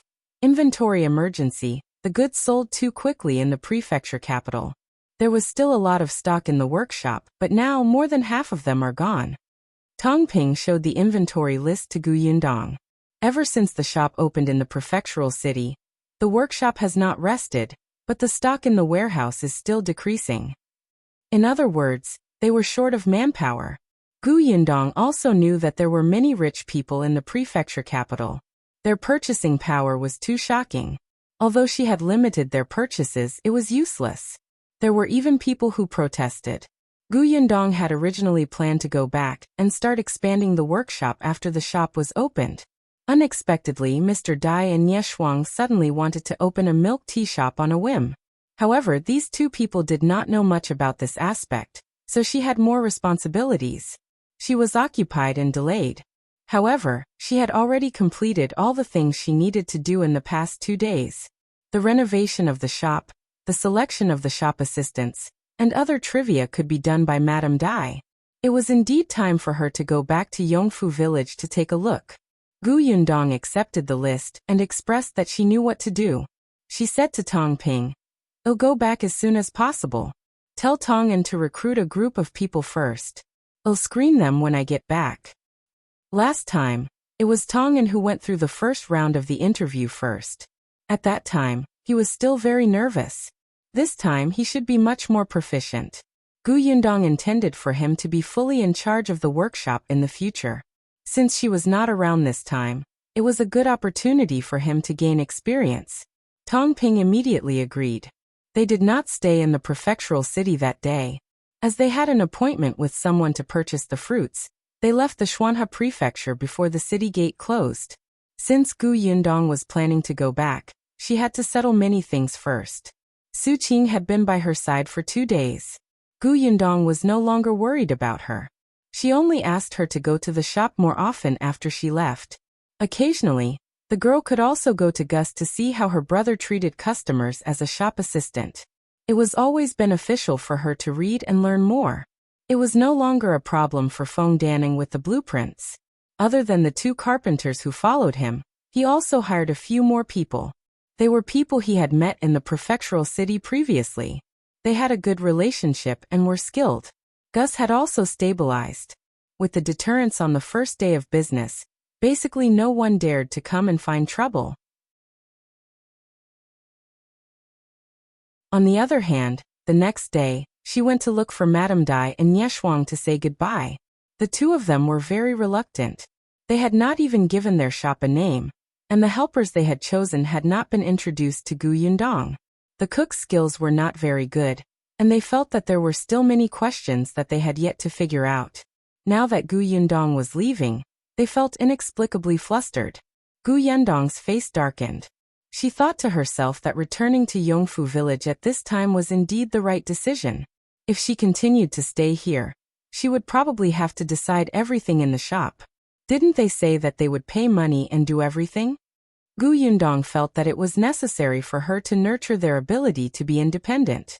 If this continued, they would become more and more dependent on her. Didn't they know that she was still a child? Hence, she said decisively, "If there's anything, you can discuss it. As for anything that needs 3 people to decide, you can write to me. Don't worry, I'll definitely come back when the shop opens." Madame Dai and Shuang had no choice but to nod and let her go back.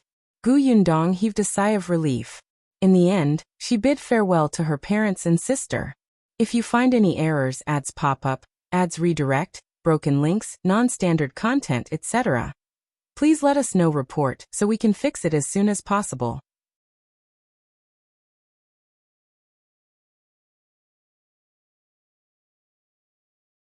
Chapter 696.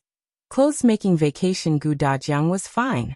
Yongfu village wasn't far from the Xuanhe prefecture, so it was easy for them meet. But Madame Yang and Gu Yunke did not quite understand. They remembered that the last time they parted ways with Big Sister, they did not see each other for several months. This time, when they heard that she was leaving, the two of them pouted and hugged her, unwilling to let go. Gu Yundong and Gu Dajiang didn't know whether to laugh or cry. "I'll come to the prefecture capital in half a month at most. It's not like we'll be apart for long. Be good." Gu Dajiang also said, "There's no need for half a month. In a few days, it will be time for the clothes-making vacation. I'll bring you back. When the time comes, we'll bring Yinshu and Yuanji to the prefectural city to take a look." Clothes-making vacation? Not only were Madame Yang and Gu Yunke confused, but even Gu Yundong was confused. It was rare for Gu Dajiang to see her reveal such a confused expression. He couldn't help but rub her head and explain. In addition to the one-day leave every 10 days, the academy also has farming leave every May, as well as clothing leave. It's usually after mid-September. Farming leave and clothing leave are both a month. Gu Yundong was enlightened. It turned out that there was winter and summer vacation at this time.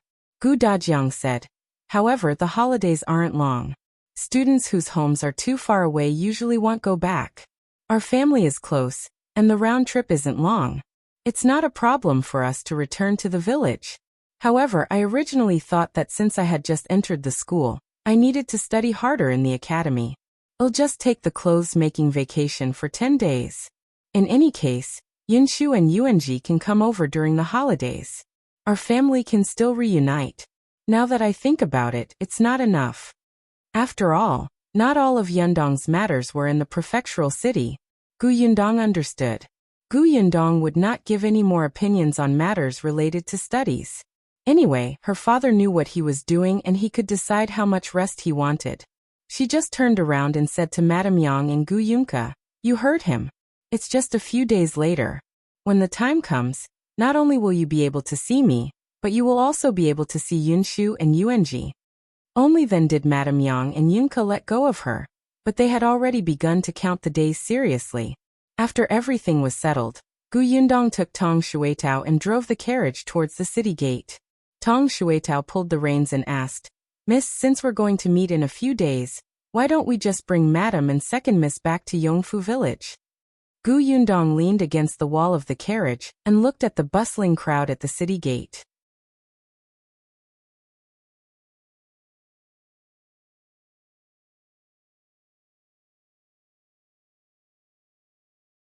Chapter 697. Evil Dogs. Stay away. Gu Yundong lifted the curtain of the carriage and looked outside. She asked, "Do you know the location of the manor that Brother Xiao bought?" "I know." She had already asked her father about this. Gu Yundong paused and said, "Let's go to the manor to take a look." Tong Shuitao was puzzled, but her hands deftly turned the horse and drove in the direction of the manor. Gu Yundong recalled what Xiaoqing Yuan had said before he left. There seemed to be something going on in the manor. She was curious and decided to take a look. Tong Shuitao happened to know the location. In any case, she was not in a hurry to return to Yongfu village. She was actually very curious. Her father had been to the manor, but she had never been there. This was the betrothal gift that the future husband would give to his wife. As the young miss, she naturally had to announce her identity. Thinking of this, Tong Shuitao was slightly excited, and the speed of the carriage increased. Gu Yundong, who was admiring the scenery outside. The manor was indeed not far away. Gu Yundong saw the things planted in the fields from a distance. Xiaoqing Yuan had said that a portion of the land was originally used to grow fruits. Later on, after he bought it, it just so happened that after the farming season, the fields that planted food had already harvested.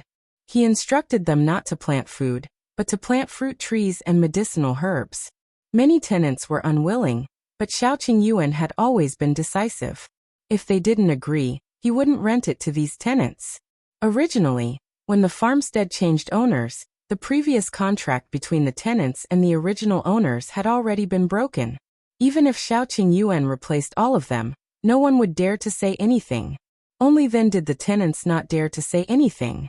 Later on, when they heard Xiaoqing Yuan say that he would buy all the fruits and herbs they planted, and that the price was not low, they were relieved and began to plant them. Gu Yundong looked at the fields and saw all kinds of fruit trees. Some fruit trees must have been transplanted from other places. The trunks were tall. Some fruit trees were originally planted here, and they were already filled with fruits. Some of them had just been planted, and only tree saplings that were half the height of a person appeared. However, it could be seen that they were all well taken care of. Most of these fruit trees were in the periphery, and the medicinal herbs were inside. It seemed that they were surrounded and protected by these fruit trees. There was a fence around the fruit trees, which was similar to the orchard in Yongfu village. The carriage got closer and closer. Just as they were about to see the shadow of the manor, a series of barks suddenly entered their ears. Tang Shuitao was shocked. She instinctively pulled the reins tightly, and the carriage suddenly stopped. In the blink of an eye, the barking of the dog was right in front of him. What made people's hearts skip a beat was the sound of barking continued. It was obvious that it was not one dog. Sure enough, in the next moment, 3 tall and fierce dogs rushed out from 3 directions and surrounded the carriage. Tong Shuitao. F***ck, this dog even knew how to outflank? The 3 dogs did not approach her either. They stood 2 meters away from the carriage and looked at them covetously, but their eyes were fierce and ready to attack. It was as if as long as Tong Shuitao made any movement, they would pounce forward in the next moment and tear her into pieces. Fortunately, Tong Shuitao was strong and good at martial arts. She had also entered the mountains and met wild boars before. She was not afraid of dogs. She even glared at them one by one and sneered. Evil dogs, stay away. Otherwise, I won't be polite. If you find any errors, ads pop up, ads redirect, broken links, non-standard content, etc., please let us know. Report so we can fix it as soon as possible.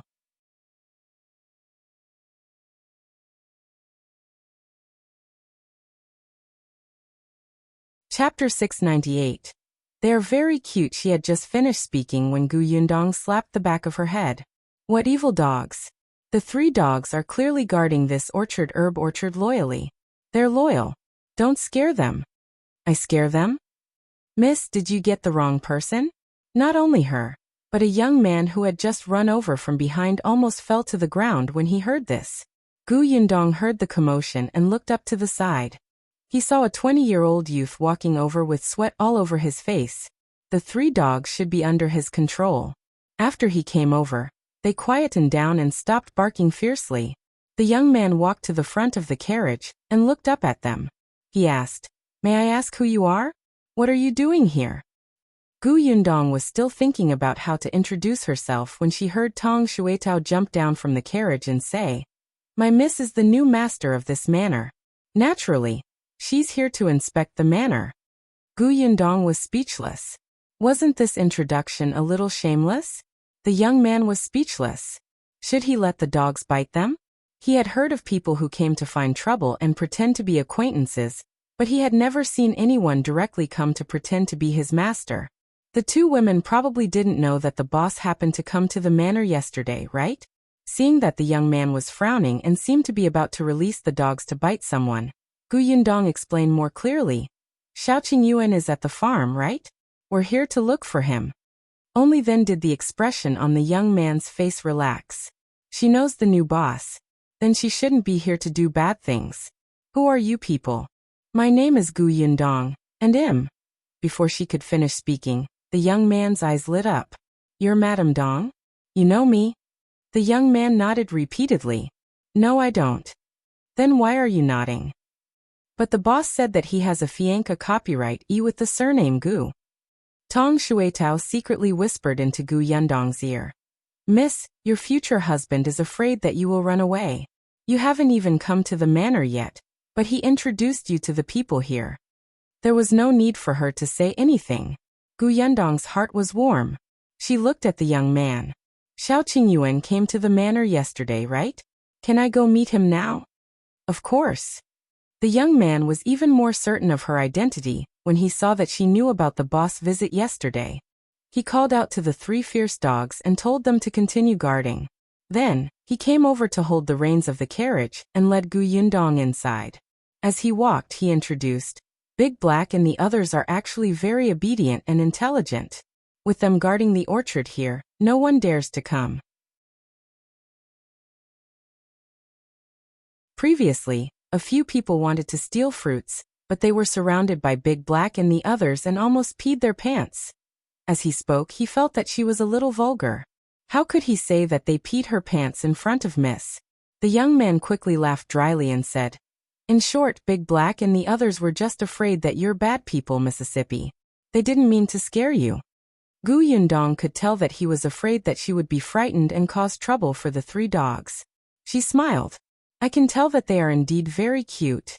Gu Yundong gave him a small piece of silver. Take this and buy some meat bones for them. Treat it as a bonus. The young man was stunned for a moment before he smiled happily. It's good that you don't blame them. I can't accept this silver. The owner has given money to me. I'll take good care of Big Black. As they spoke, the carriage had already arrived at the entrance of the manor. If you find any errors, ads pop up, ads redirect, broken links, non-standard content, etc., please let us know report so we can fix it as soon as possible.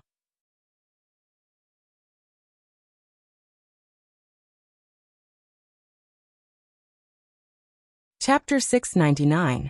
Master is not here. Gu Yundong jumped down from the carriage and threw the small piece of silver to him. Take it. This is compensation for their hard work. As she spoke, she asked Tong Shuetao to knock on the door. The young man felt that the silver was a little hot in his hand. He wanted to refuse, but footsteps were already coming from the manor. The young man thought for a moment and did not refuse. He put away the silver. Soon, the door of the manor was opened and a woman in her 30s came out. She was stunned when she saw Gu Yundong standing outside. The young man reacted quickly and hurriedly introduced. Aunt Wan, this is Miss Gu, the boss Fianca copyright E. Then she said to Gu Yundong, Aunt Wan is the housekeeper in charge of the manor. When Madame Wan heard this, she was stunned on the spot. She looked at Gu Yundong sizing her up. She fell silent, and the atmosphere instantly became a little stiff. Gu Yundong narrowed her eyes slightly. Seeing this, the young man hurriedly called out to her, Aunt Wan. Madame Wan suddenly came back to her senses. She hurriedly squeezed out a smile and moved aside. So it's Miss Gu. My bad. I didn't react for a moment. Miss, please come in. Gu Yundong nodded and stepped through the door. The young man behind her said, Miss Gu will get going. Gu Yundong did not ask him to stay. She nodded and the young man led the carriage to the shed. He tied the rope, fed the horse and ran away quickly. Tong Shuetao leaned close to Gu Yundong's ear and whispered, This person seems to be stupid. He doesn't even know how to perform well in front of this rare opportunity. He didn't even say his name. Gu Yundong glanced at her.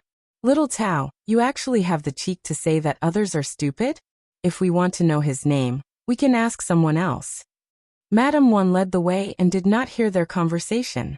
Hence, Tong Shuetao took a few steps forward and asked, Aunt Wan, what was the name of that young man just now?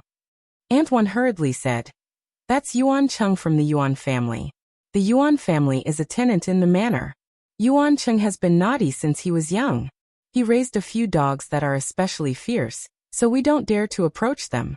Master said that those dogs are perfect to protect the orchard, and gave the Yuan family a lot of money to take good care of those dogs. Yuan Cheng?